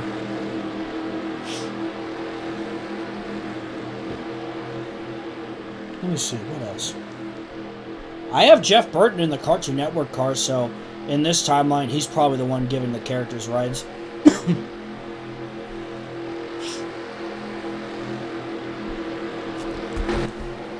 Alright, we're about to get back to business once more. Oh yeah, we're only going to have like 2 laps to the finish, won't we? Excuse me, 3 laps, I think. Yep, Nickelodeon did sponsor Jerry Nader and One More Spark. I liked how Griff did that, because he wanted to do like a different show on the car every year. And for 01, he did Invader Sim. And what did he want to do for 02 again? I forgot. I'm trying to remember. But anyway, I thought that was a really cool concept to do. Nemechek trying to hang on. He's trying to hold off David Bonnet for the win here. 2 laps remain. We had a late pass for the win in the first race. Can David Bonnet make it happen? He peeks to the inside. Does he have the quarter panel of the 87? He may. Side by side, back to the start-finish line. White flag. Final lap here at Bristol. Again, Nemechek has been dominant. He's been strong. Bonnet is just not able to get to him. He's going to have one last chance heading into turns 3 and 4. Can he at least give him a bump and run? They're side by side coming to the line, and John Nemechek just edges out David Bonnet for the win. Well, that was an exciting finish. I think if David Bonnet had just a few more laps, or if there weren't so many cautions, I think Bonnet would have had a shot for sure. Jimmy Neutron, thank you. It was Jimmy Neutron. Okay. I would be willing to see a Disney-sponsored car in Sunday Night Lights. Hey, anything's possible, right? Anything's possible. As Slapshoes put it, Robert Presley yeeted Dexter out of this car. He did. He did. If I ever meet him, I'd like to ask him about that commercial just for the fun of it. Alright.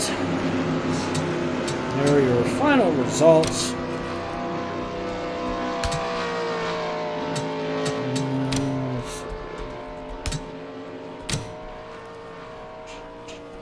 So John Nemechek's your winner. David Bonnet is second. Ron Barfield is third. Kelly Williams fourth. So hey, she was there at the end. Rich Bickle fifth. Curtis Markham in sixth. Kerry Earnhardt seventh. J.D. Gibbs, Matt Kenseth, Richard Petty round out your top 10. Steve Park, Toby Porter, Randy Porter, Robbie Reiser, Mike Skinner, Chad Chaffin, Blaze Alexander, Andy Kirby, Tracy Leslie, Shane Hall in your top 20. 21st, Robbie Crouch. 22nd, Mario Gosling. 23rd, Max Presswood. 24th, Russell Phillips. 25th, Stanton Barrett. 26th, Pete Orr. 27th, J.D. McDuffie. 28th, Bobby Gearhart. 29th, Buckshot Jones. And 30th, Brett Sontag. Rounding out the field, Andy Houston in 31st, Ashton Lewis 32nd, Bill Bigley Jr. 33rd, Jeff Purvis 34th, and Rick Baldwin in 35th. And we have one race to go, presented by Credit One Bank. You know, they're not a sponsor, and they did not exist in 1997.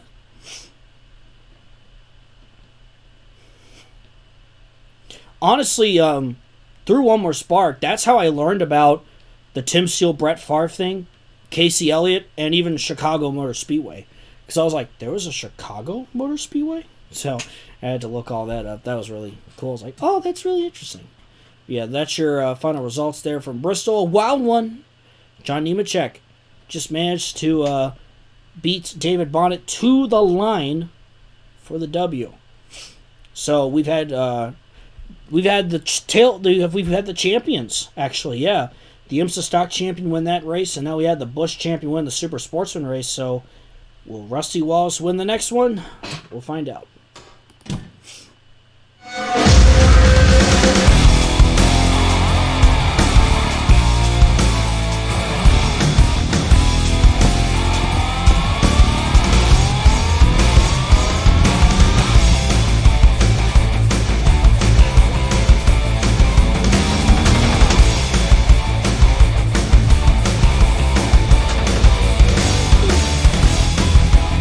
say John edged him. Oh my God, I can't believe I said that. Because Bob Pockra said that about the modified race, and he went back and edited his tweet, or had to repost it, because he even said, like, I'm not up to date with the modern slang. So, whoops.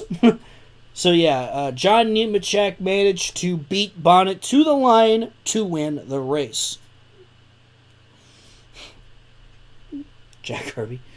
I guess you meant Andy Kirby. Speaking of which, has any of you guys tried out the NASCAR Thunder 2000 mod by Sledge Mods? I have, and it's pretty cool. It's pretty cool. Rose Jam. Volume. Okay, let's change topics. Volume 24 plans. Yes, Volume 24. Yes, that's in production right now. I actually just wrapped up footage earlier today. Again, I'll give you a hint. I will actually put it into the context of the race you just saw. So, it is interesting. I'll say it like this. It's interesting to see cars from the 90s race on a modern day track. That's your hit. And of course, I'll start teasing soon. But again, that's your. I'm just gonna sprinkle a little bit of salt on it, and just start with that. Give you guys a little tease. Okay, so this is Colorado Motor Speedway. I'm gonna switch to the 6,000 mods that I have on this thing. Okay. Cup. Sweet. All right. So again, this is a newer track that got put up on Stunod. Let me figure out who made it, because I want to give that person a shout out, because that's only fair.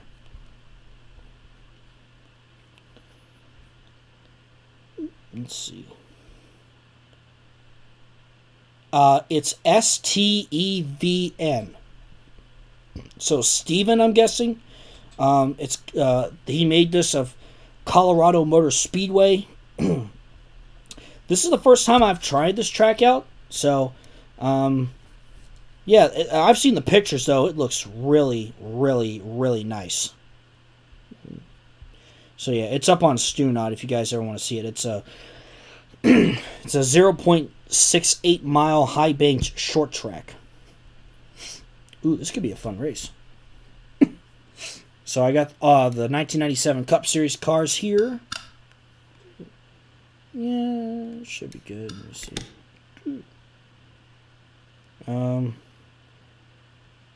Griff did an NR 2003 short on the 1999 Cup Series at 2014 Kansas. I do remember that, yes.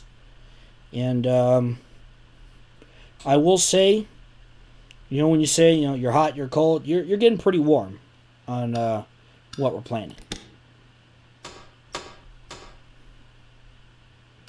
Let's see, should I do 20 or 25? Sorry, I'm just figuring out if I'm doing 20 or if I want to do 20 or 25% here.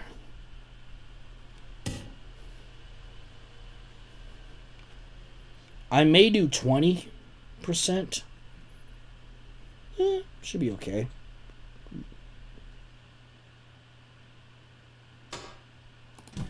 Yeah. We'll do 100 laps.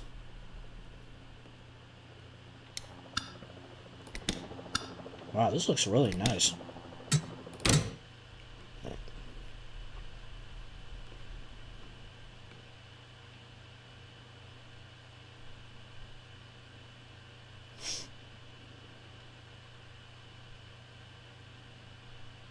So yeah, once we get Racing Infinity Volume 24 out, we're going to go full swing with Sunday Night Lights restart. Drivers, to your cars. Rusty Wallace on the pole. Kyle Petty will start second. Jeff Green will start third. And it's Morgan Shepherd, Nemechek, Robinson, Kowicki, Kenny Wallace, Sterling Moore, and Ricky Rudd. That is your top 10. I will note Kenny Brack is in this race. Figured that would be a fun one to add for this.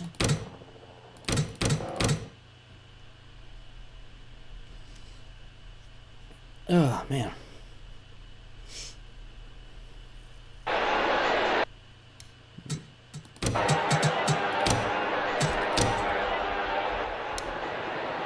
Drivers, to your cars. Oh, man, this is nice. Oh, okay. So there's Rusty Wallace, Kyle Petty, Jeff Green, Morgan Shepherd, Joe Nemechek, Shauna Robinson, Alan Kowicki, Kenny Wallace, Sterling Marlin, Ricky Rudd, Rob Moroso, Lake Speed, Darrell Waltrip, Wally Diamondback, Eddie Bierschwell, Kenny Bragg, Dale Earnhardt, Ernie Irvin, Terry Labonte, Jeff Gordon, Patty Moyes, Tim Richmond, Tammy Jo Kirk, Clifford Allison, Bubba Nissen, Ricky Craven, Jeff Burton, David Green, Kelly Earnhardt, Bill Elliott, Michael Waltrip, Dale Jarrett, Chad Little, Davey Allison, Robert Presley, Terry Schoonover, Mark Martin, Ken Schrader, Bobby Labonte, Steve Grissom, Bobby Hamilton, and Ward Burton.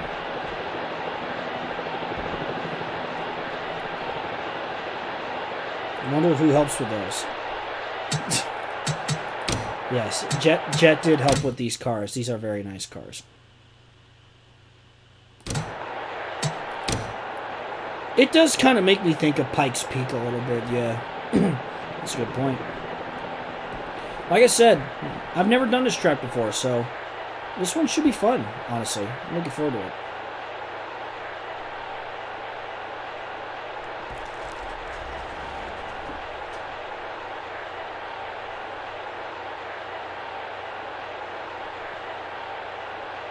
Drivers, start your engines!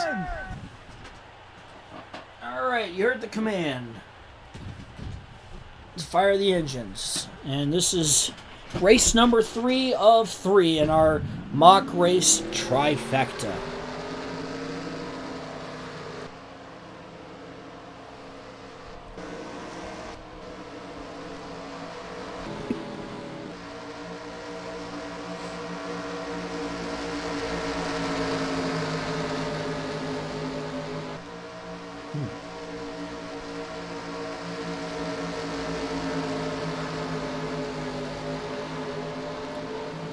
Oh, and that's an interesting question to ask with Dale Jr., you know. Can't really tell you what his sponsor will be, but we'll definitely get to that point very soon. All right, here we go. 100 laps around Colorado Motor Speedway. Wallace and Petty lead them to the green flag, and we're underway in Colorado. All right, let's see what this track has in store for us.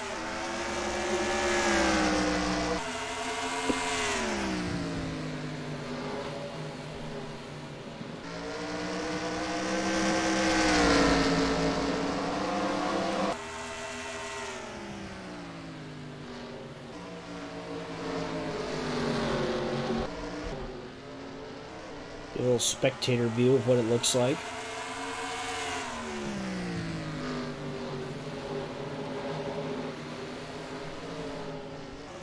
Wow, this is beautiful. This is really nice. I like how this is all set up. So yeah, be sure to check this track out. It's on StuNod. I love the look of Kyle Petty's car. Yeah, I did make that one. Especially with the Mellow Yellow logo at the time definitely has 90s written all over it. Let me get you... There's the hood logo. It's as 90s as it gets, and I love it.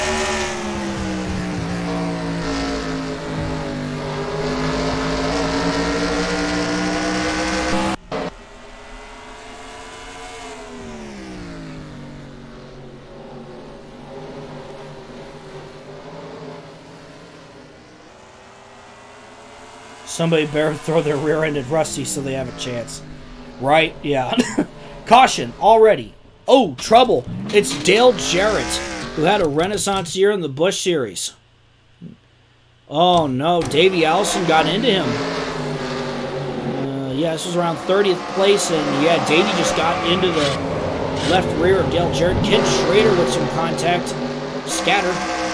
Luckily no other incidents there, but Dale Jarrett with some heavy rear end damage to kick things off here. Well, how about a little on board from Dave?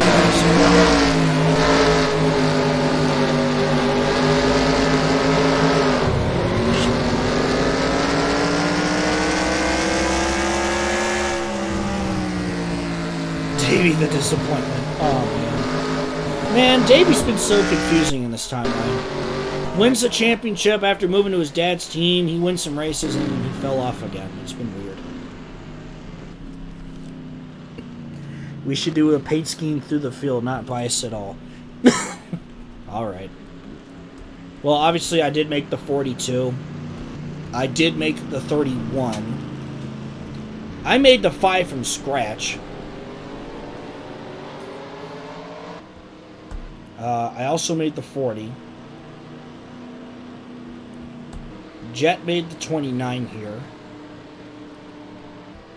There you go. I made that 25. I made the 85. I made the 7. Jet made these two cars, the 36 and the 44. Oh, Kenny Brack up to 12. How about that? Yeah, Dale Jarrett, I would say, probably not too happy with Davey. I made that one. Jet made that one with the 22, and he did make the 20 there, as well as Rob Moroso. I made the 84. I made the 37 from scratch. Jet made the 11 and 1 cars here. It's Ernie Irvin. There's Jeff Gordon. I made the 17 of Terry Labonte there. Rose Jam made the 45 for Patty Moyes.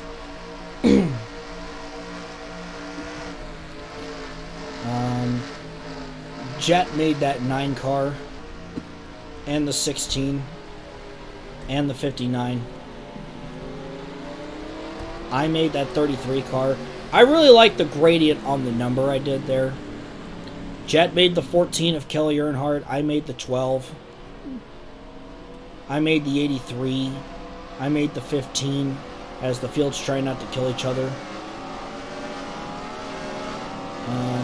And I made the 32.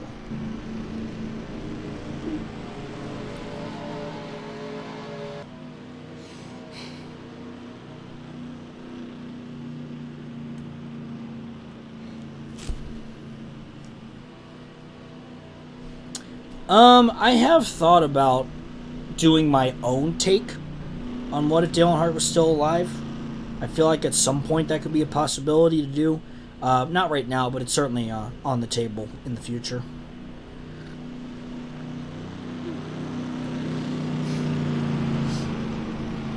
I will say Jeff Gordon practically had a breakout year in '97, which I was kind of waiting for that because I'm sitting there like, he's doing well, but he's got to really make some noise, and I felt like he did. And if it weren't for Rusty Rampage in '97, yeah. If Rusty again didn't destroy the whole field, I feel like Jeff could have won the title.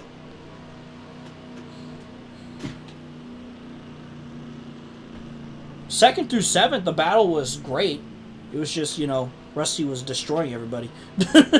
Sometimes that happens. So yeah, Penske already has 3 titles in this timeline where, in real life, their first title wasn't until 2012 with Keselowski. That's just wild. That's a, 30-year gap? 20-year gap? 20-year, yeah. So, that's just wild, in my opinion. But anyway, we're getting back to racing here. Come to lap 11. Rusty Wallace leads the way. Kyle Petty second, Jeff Green, Joe Nemechek, Shauna Robinson, Morgan Shepherd, Kenny Wallace, Ricky Rudd, Lake Speed, and Alan Kowicki round out the top 10. Is Kenny Brack going to have a Days of Thunder moment here today? It's possible. Or an SVG moment, right? And green flag's back in the air. Or as Moonhead would say it, green flag, green flag, green flag, green flag! God, watching the moon car stuff is so hilarious.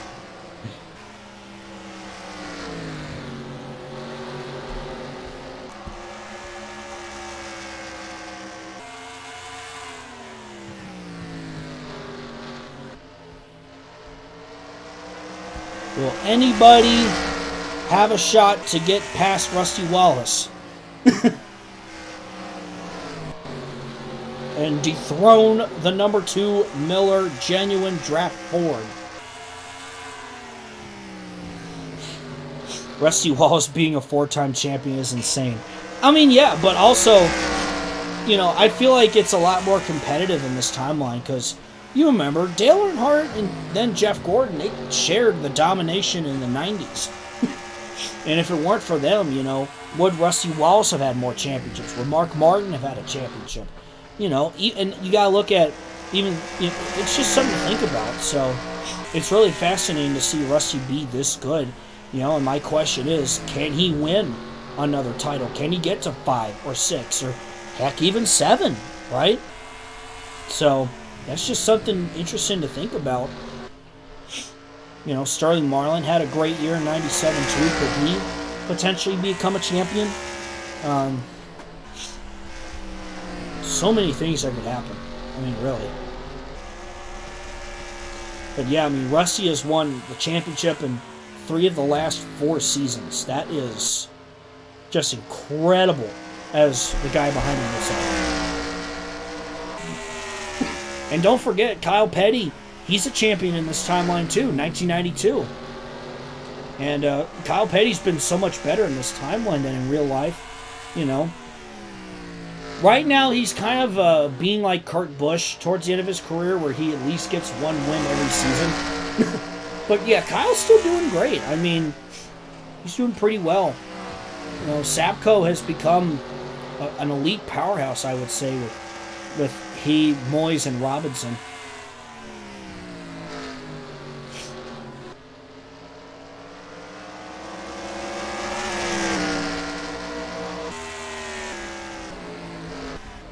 Speaking of Sapco, there's Shauna Robinson right there in 5th. Indeed, that is incredible. That's incredible. Ricky Rudd to the inside of Morgan Shepherd. That is for 6th place. Shepherd is in danger of getting freight train, perhaps.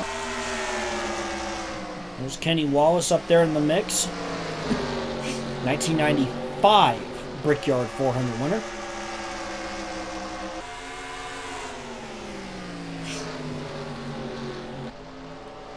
Well, Lake Speed with a good run here. He's in the top 10. Alan Kawicki also up there in 10th.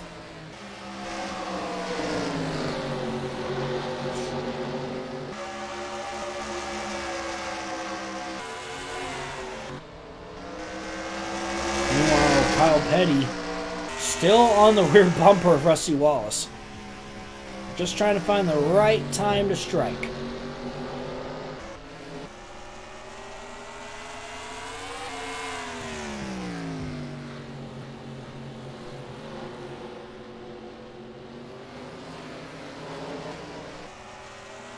Shauna Robinson shared that Kyle Petty was a big supporter of hers recently, so it's fitting that they ended up teammates. Oh, yeah! That is really cool, actually. Because I feel like, in this timeline, Kyle would absolutely be supportive of Patty and Shauna, and, you know, he feels like, hey, these two can be really successful and really good for the sport.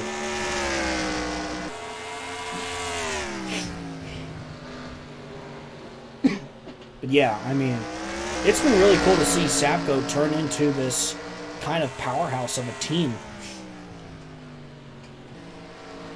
It's kind of fascinating to see what teams kind of grow, what teams don't in this timeline. See Jeff Green there in 3rd. He's doing pretty well. He's starting to catch up to the 2 leaders. Got a win at Spring Darlington in '97. Well, yes, he finished back there in the standings, like in the, I don't remember exactly where he finished, but it was in the 20s. I do, you know, he's going to be fun, interesting to watch for sure in '98 to see if he could build off of what he had in his rookie season.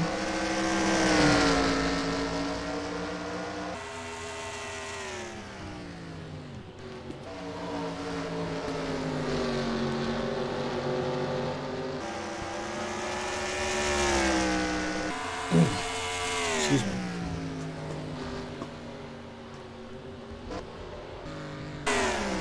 Looks like Ricky Rudd has gotten 6th place, and perhaps Morgan Shepherd might be holding the field up. Wally Dallenbach right behind him. You saw Dallenbach win the season finale at Atlanta with that new team, NB2 Motorsports, with Prime Star on that car.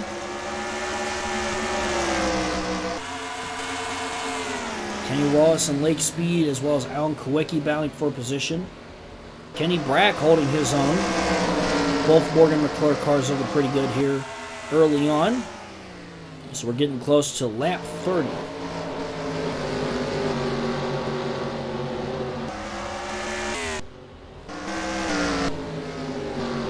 So we do the back of the pack here.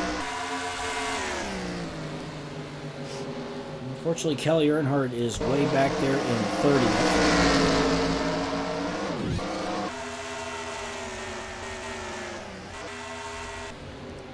Goodies commercials starring 96 Cup champion Bobby Nissen.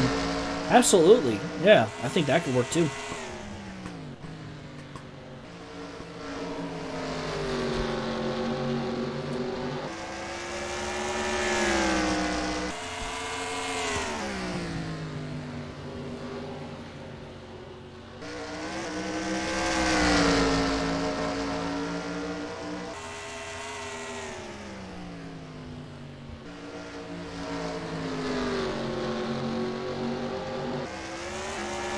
Speaking of short tracks, by the way, who do you guys think will win the Cup race tomorrow? Feel free to chime in and comment who you think will win tomorrow's Cup race at Richmond.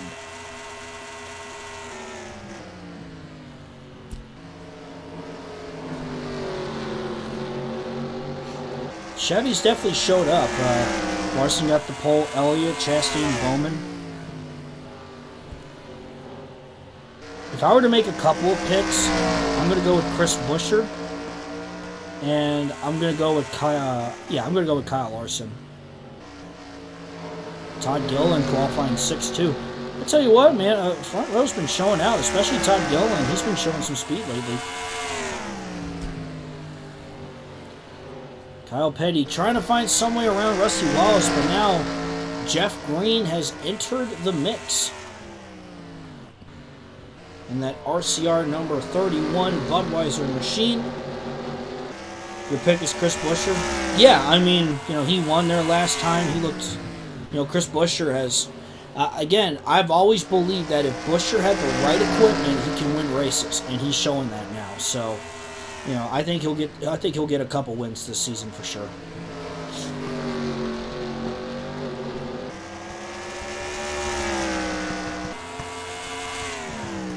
Chris Buescher, who's from Prosper, Texas, which, by the way, has a population of 30,000.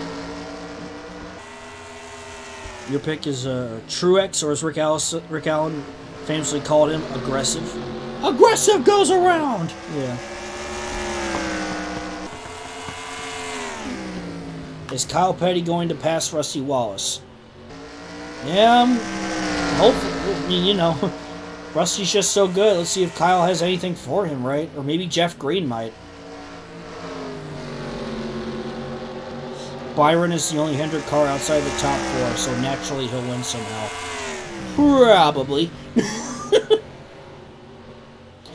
I would like to see Bowman get the win, because I really think he needs a win right now. And I feel, I think Bowman's a good driver. I think he can get that win. I think he can get it done.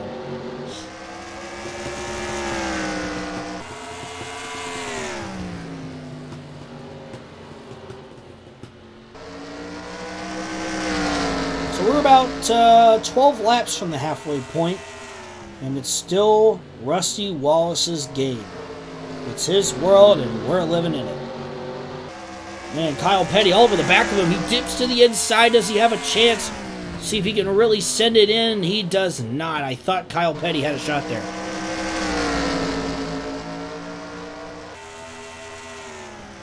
I mean, he was really coming up on the back bumper of the 2 car. I thought he had a chance there. Once again, Jeff Green, he's kind of lurking. Joe Nemechek not too far back either, as well as Shauna.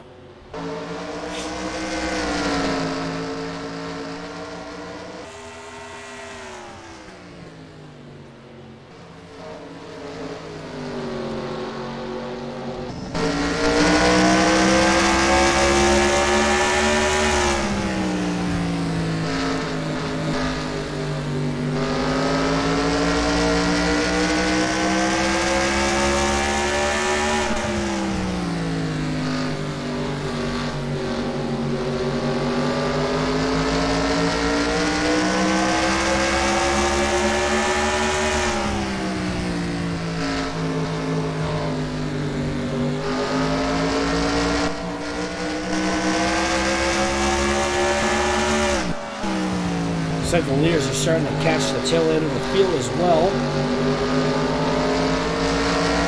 So perhaps that could play a factor. Kyle Petty might be able to take advantage of that.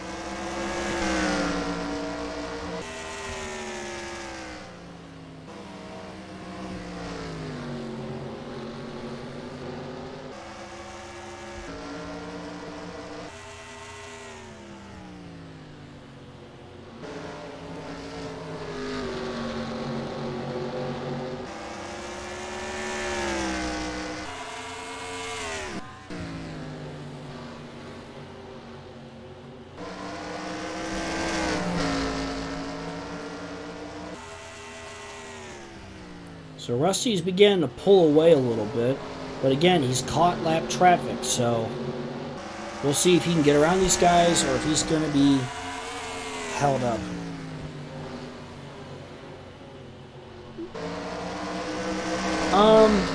I haven't really thought much about how that works with Marshall Motors. That's just something that would probably need to be thought on. I don't really have the best answer for that, unfortunately. So, I do apologize for that. If Rob Moroso is the Kevin Harvick or Mike Skinner of SNL, Rusty is still the Rusty of SNL. I feel like at some point Moroso's got to win a championship, right? You know, he came so close in '96. Came so close. Rusty looking to the inside of the lap car of Dale Jarrett. Can Kyle Petty skip back on the inside line and follow him? Because if Kyle Petty and Jeff Green aren't careful, Rusty's going to run away. Never say goodbye. Tell the truth. So I'm wondering why. Sorry, I'm quoting a Linkin Park song again. Anyway. Sticks to that inside line. Kyle Petty and Jeff Green hoping to play follow the leader. And see if maybe they can find an opening. They approach the 21 of Bobby Labonte. We are halfway through here in Colorado.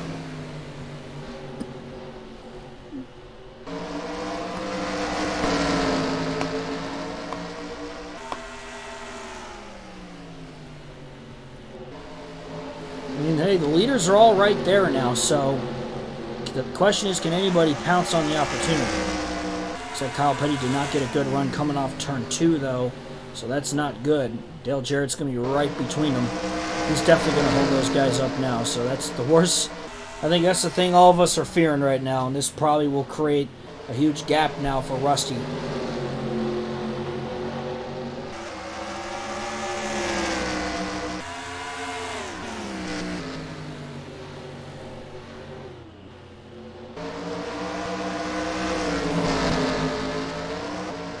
Dale Jarrett was in the lone caution of the race after Davey Allison got into him. Oh, Kyle Petty with an opportunity now back there, trying to get around that 32 car.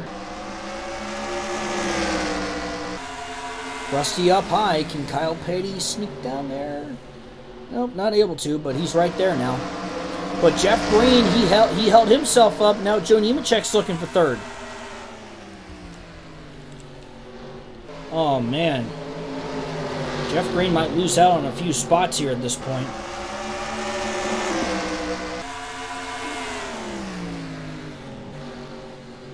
He let his guard down, and now he will pay the price for it. Still holding his own, though, but Nemechek is there.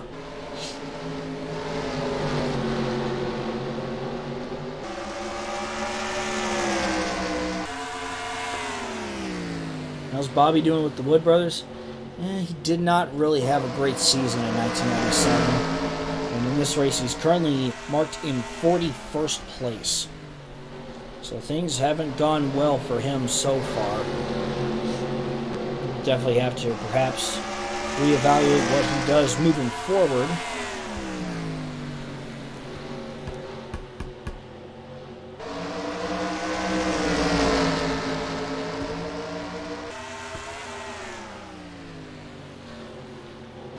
And Kyle Petty, he is right there. He's to the inside of Rusty.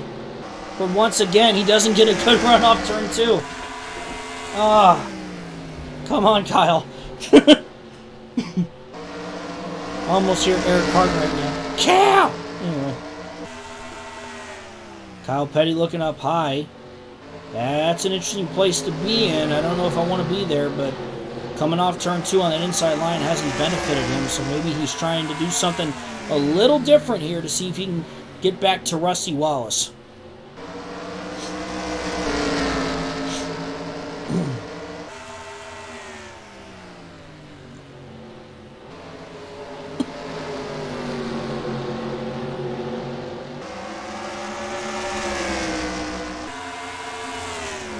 Meanwhile, we've seen some change up here.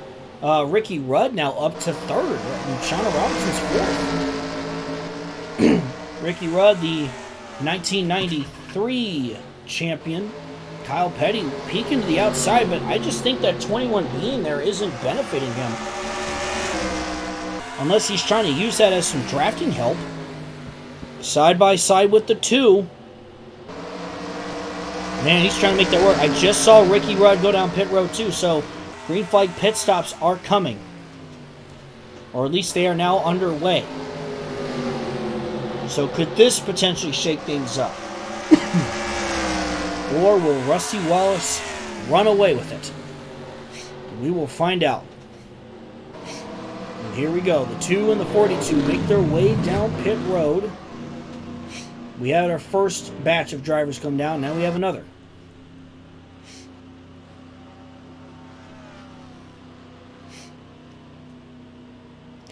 We discussed about where PepsiCo, what they decide to do and everything else. I think we have an idea. But not going to say anything, so therefore we don't give away spoilers. Oh, the caution's out. The lights are on the pace car. What in the world happened? What has happened? We need to know what has happened as Lance Stroll cuts the corner one more time. Let's see here.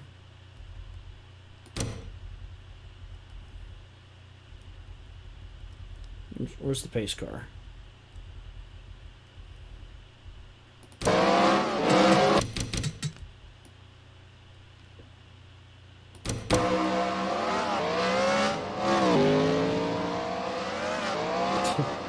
What has happened?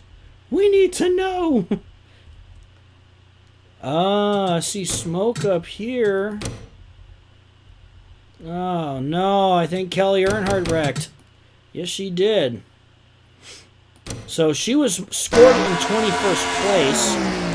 Let's see what happened. So the inside, a lot of guys just checked up because a lot of them were on pit road, and Kelly just lost it. Nope, she just lost it, and that's what brought out the caution.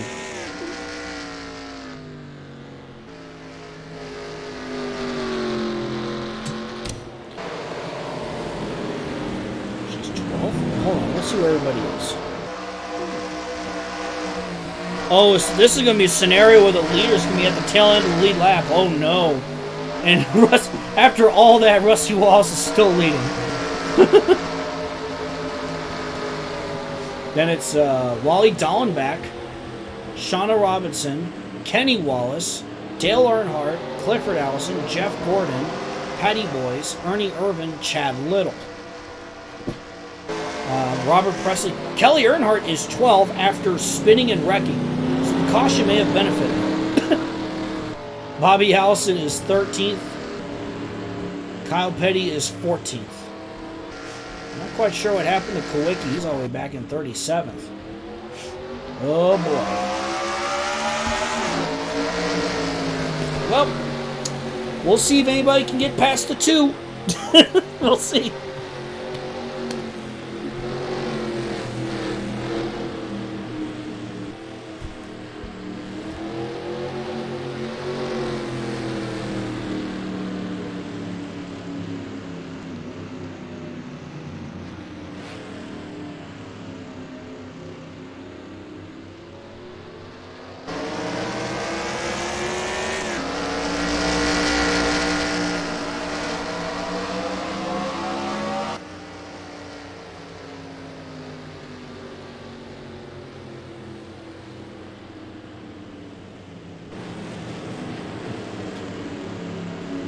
Well, waiting to go back under green here.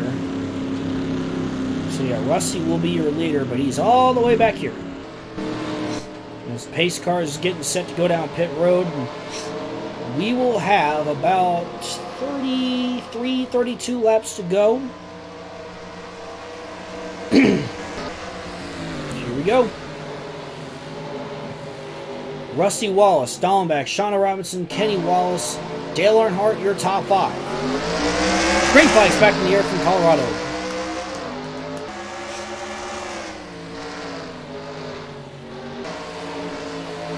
Wallace goes high, Dallenbach goes low.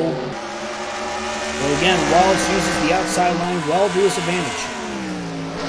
There's something about coming off turn 2 on that inside line that just doesn't do you any favors.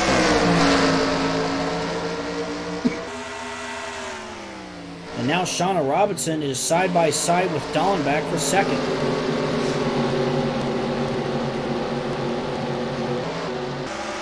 Ooh, that was a really bad lag. Sorry about that, guys.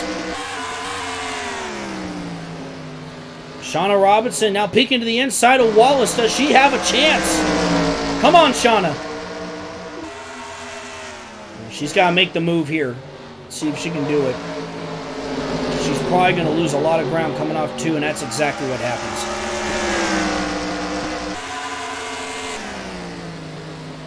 Good Lord, Rusty is absolutely unstoppable right now.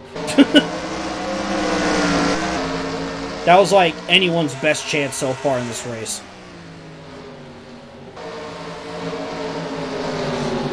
Yeah, Rusty, man, they got everything dialed in. Now Dale Earnhardt, he's going to use the outside line to his advantage. Let's see if he can make something work there.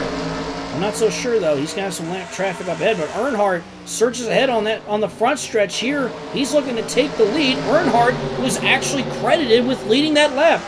Look at that. 0.000 thousandths of a second. Wow. Earnhardt is trying to steal the lead from Wallace. He is doing all he can. And Dale Earnhardt, can he clear him? No, they almost made contact. They almost wrecked each other. That would have been insane. But Earnhardt, now Rusty's stuck on an inside line. Dale Earnhardt is your leader. Dale Earnhardt has taken the lead. The 3-time champion, 3-time Daytona 500 champion. Shauna Robinson is behind him. Robinson's going to move to second, so I think now the leaders are starting to figure it out. It's that outside line in turns 1 and 2 that can go to their advantage. Earnhardt ducks down to the inside now. Robinson will settle in behind him.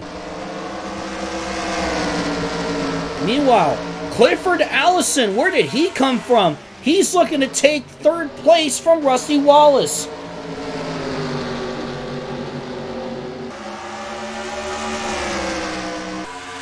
How about Clifford Allison showing up here today?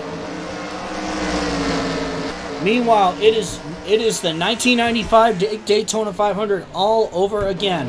Dale Earnhardt versus Shauna Robinson. A pass on Rusty? Impossible, right? I thought, man, Rusty's just too good. Oh, hold on a second. Earnhardt figured it out. That outside line was key. So now Clifford Allison's up to 3rd. How about Clifford? See if he can make a run for it here. He's got a couple of lap cars to get around, though. That's the 43 of Bobby Hamilton, the 29 of Morgan Shepherd. Earnhardt is now going to try and make that number 3 6 lanes wide and hold off that 40 car of Shauna Robinson. Robinson peeks down to the inside. Trying to move the 3 now. Look at this, Shauna. However, though, we've seen that inside line coming off 2 not work so well. And because of that, Earnhardt stays out in front. Shauna still has some time, though, to make a decision and make a move here. Especially if we go green the rest of the way. We're getting close to 20 laps to go here in Colorado.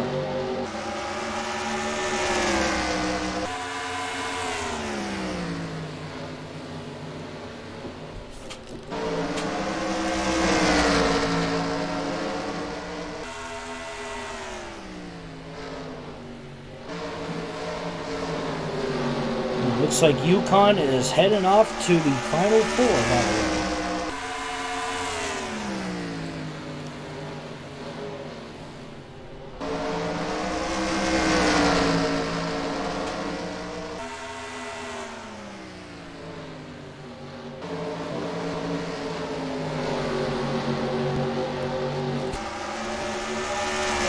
Now Robinson trying to find some sort of momentum here. But once again, he's going to have to stay behind that 3 car. She's there. But now she just needs the right time to pounce. And these laps are going by quick. We're under 20 laps to go now. So Shauna's going to have to think up of something. Because it's most likely going to come down to these 2 right here. So that caution definitely did these 2 a favor. And some others like Clifford Allison and Wally Dallenbach. I see Jeff Gordon is up there in 6th. Patty Moyes is 7th.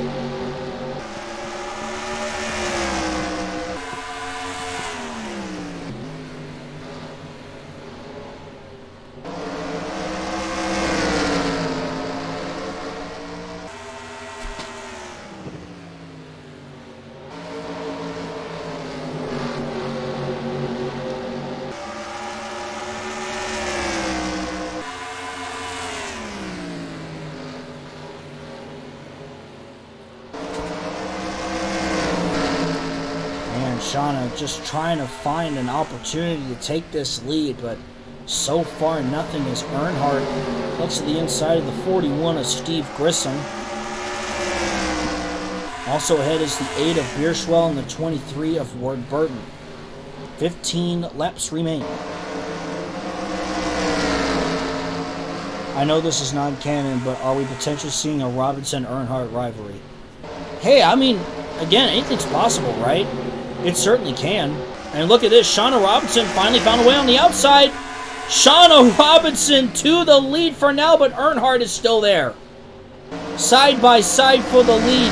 Coming to 14 laps to go. And Shauna Robinson has cleared Earnhardt for the lead. 2 of NASCAR's most popular drivers battling it out here in Colorado. Shauna figured out how to get to that outside line, and she took advantage of it, getting past the 3 of Earnhardt. Robinson now trying to clear that 41, that lap car of Grissom. Yep, exactly. Yep, Shauna and Dale, they were neck and neck, battling for the win in the 1995 Daytona 500. That was a fun battle. That really was a fun battle. Because Shauna almost pulled it off again. And Dale was able to get... Oh, Dale! Oh, Dale just gave Shauna a bump and run! That's why he's the Intimidator, folks. That black number 3 car, if it's in your rearview mirror, you better be ready to block that car. Earnhardt is certainly not backing down without a fight. Man, these 2 are putting on a show for us. And now Dale back on the outside line. Shauna's not careful. Dale could certainly take the lead back. 10 laps remain.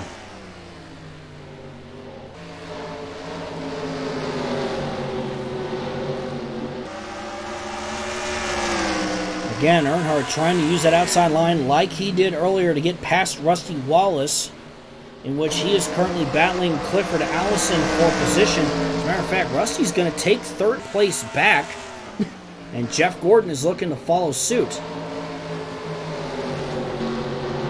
Rusty, however, is still quite a ways back.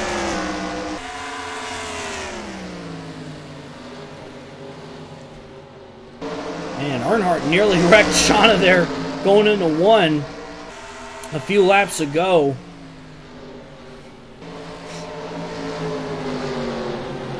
Now it's still these two battling it out for the win. And the fans in Colorado are absolutely enjoying this. Again, two of NASCAR's most popular drivers. 7 to go.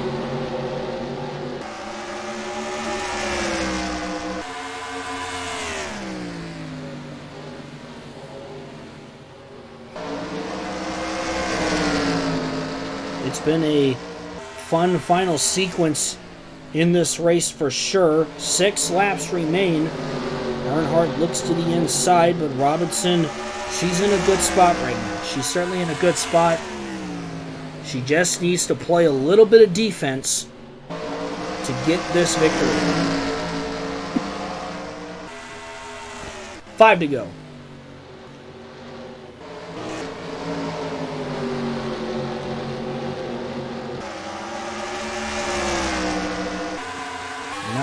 Now Robinson's trying to perhaps work her way past Eddie Bierswell at lap 8, that number 8 car. Whoa, almost making contact. Shauna, be careful. What is Eddie Bierswell trying to do? Oh no! No, you're joking! Oh no, Shauna and Dale have wrecked. You gotta be kidding me. We had 4 laps to go and they wrecked. They wrecked! What in the world just happened? I'm just as stunned as you guys. What?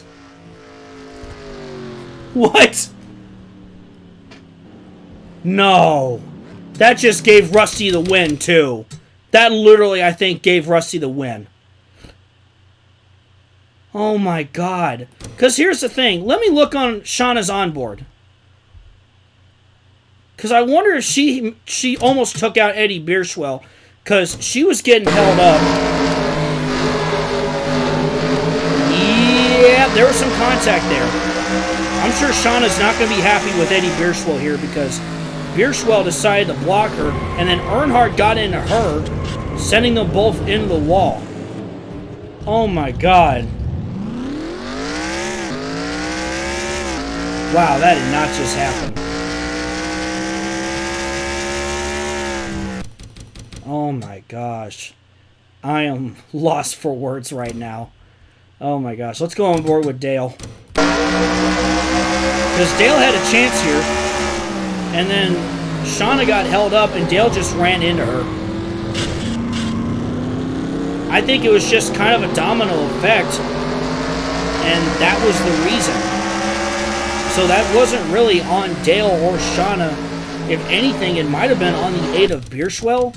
Just because, you know, he is a lap car. Of course, you know, to be fair, you look at Bierswell, he is trying to stay on the lead lap. But again, it's so late in the race, and, you know, it did kind of just affect the outcome of this race, because Shauna was trying to get past him.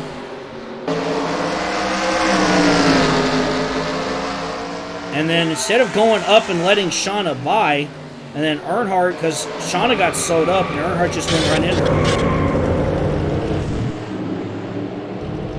Yeah, that just handed Rusty Wallace the W right there.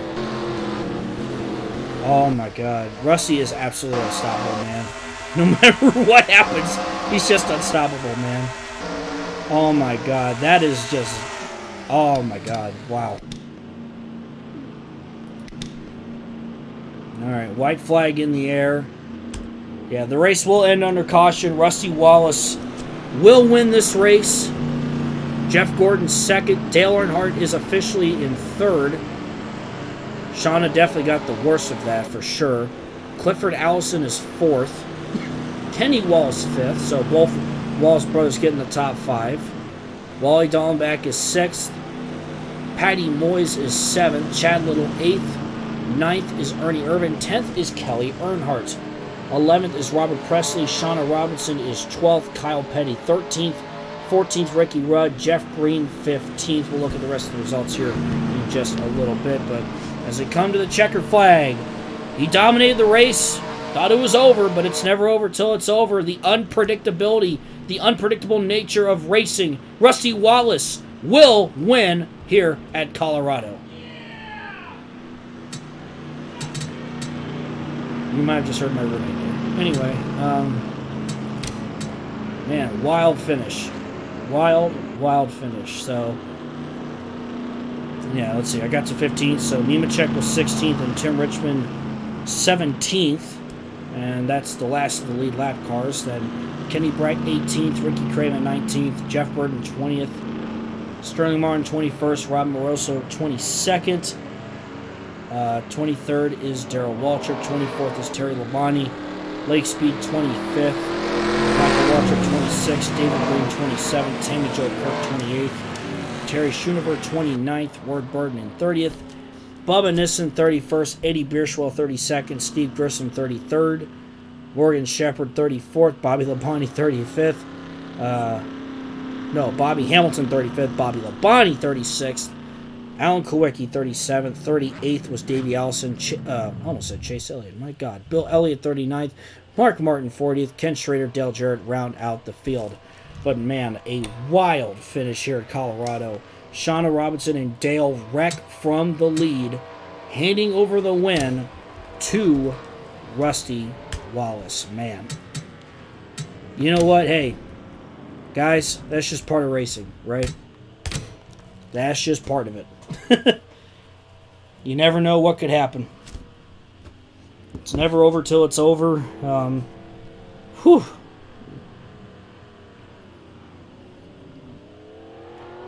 Long live Rusty. I see shades of Earnhardt and Ricky Rudd at North Wilkesboro in real life in 1989. Yeah, it certainly was wild. That one was probably they were all the races were fun, but man, that one definitely had the most crazy finish. You know, you had Brabham passing Nadeau in those closing laps in the first race. John Nemechek and David Bonnet just about had a photo finish in the second race. And then Rusty, and then the wild wreck there at the end. Man, we had some really entertaining finishes here today.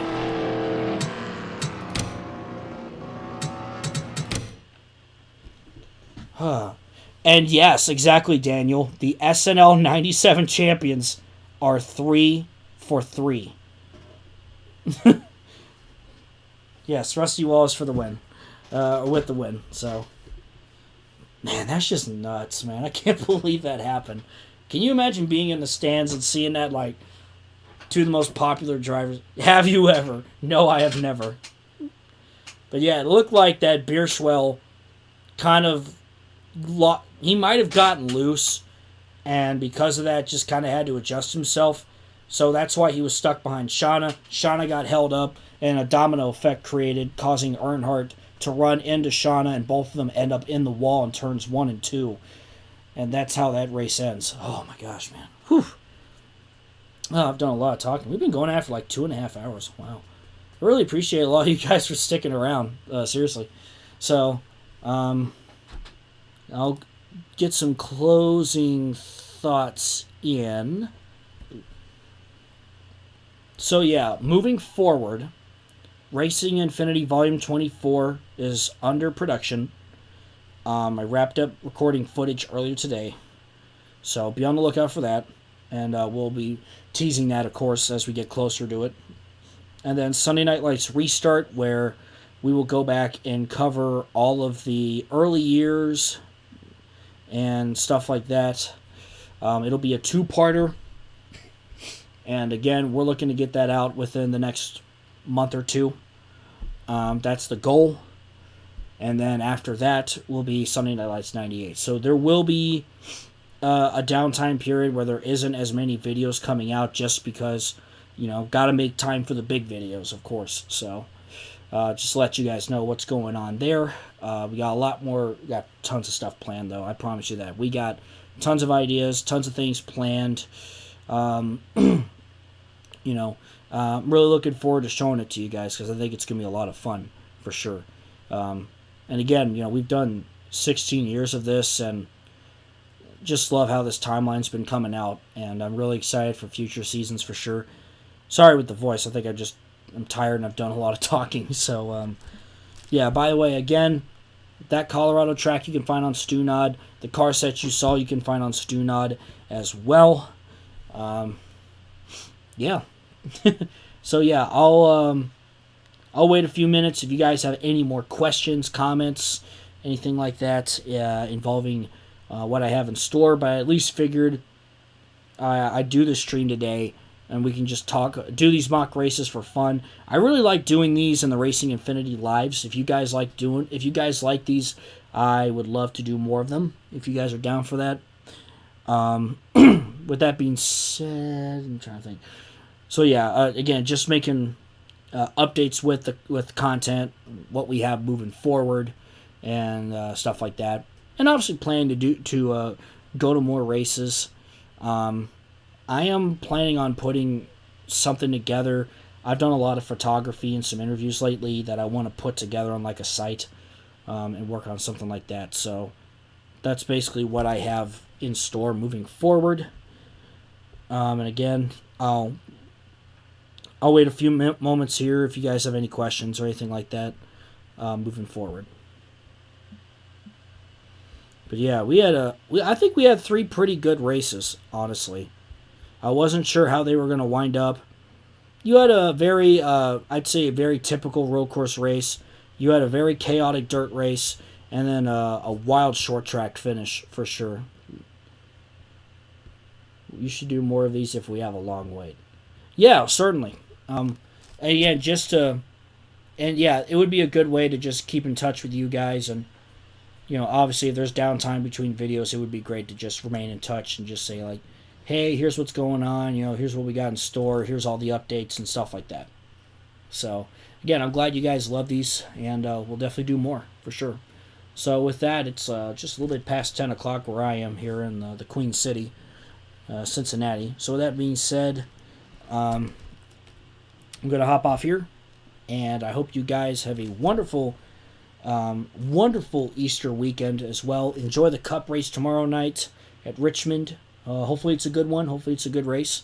Should be fun and all that good stuff. So thank you guys so much as always. I appreciate all the support, and I'll keep you guys updated on everything from Racing Infinity to Sunday Night Lights Restart and eventually Sunday Night Lights in 1998. So stay tuned for everything. We got a lot of good stuff coming. We got a lot of good stuff in the works. So thank you guys so much, and I will see you guys next time.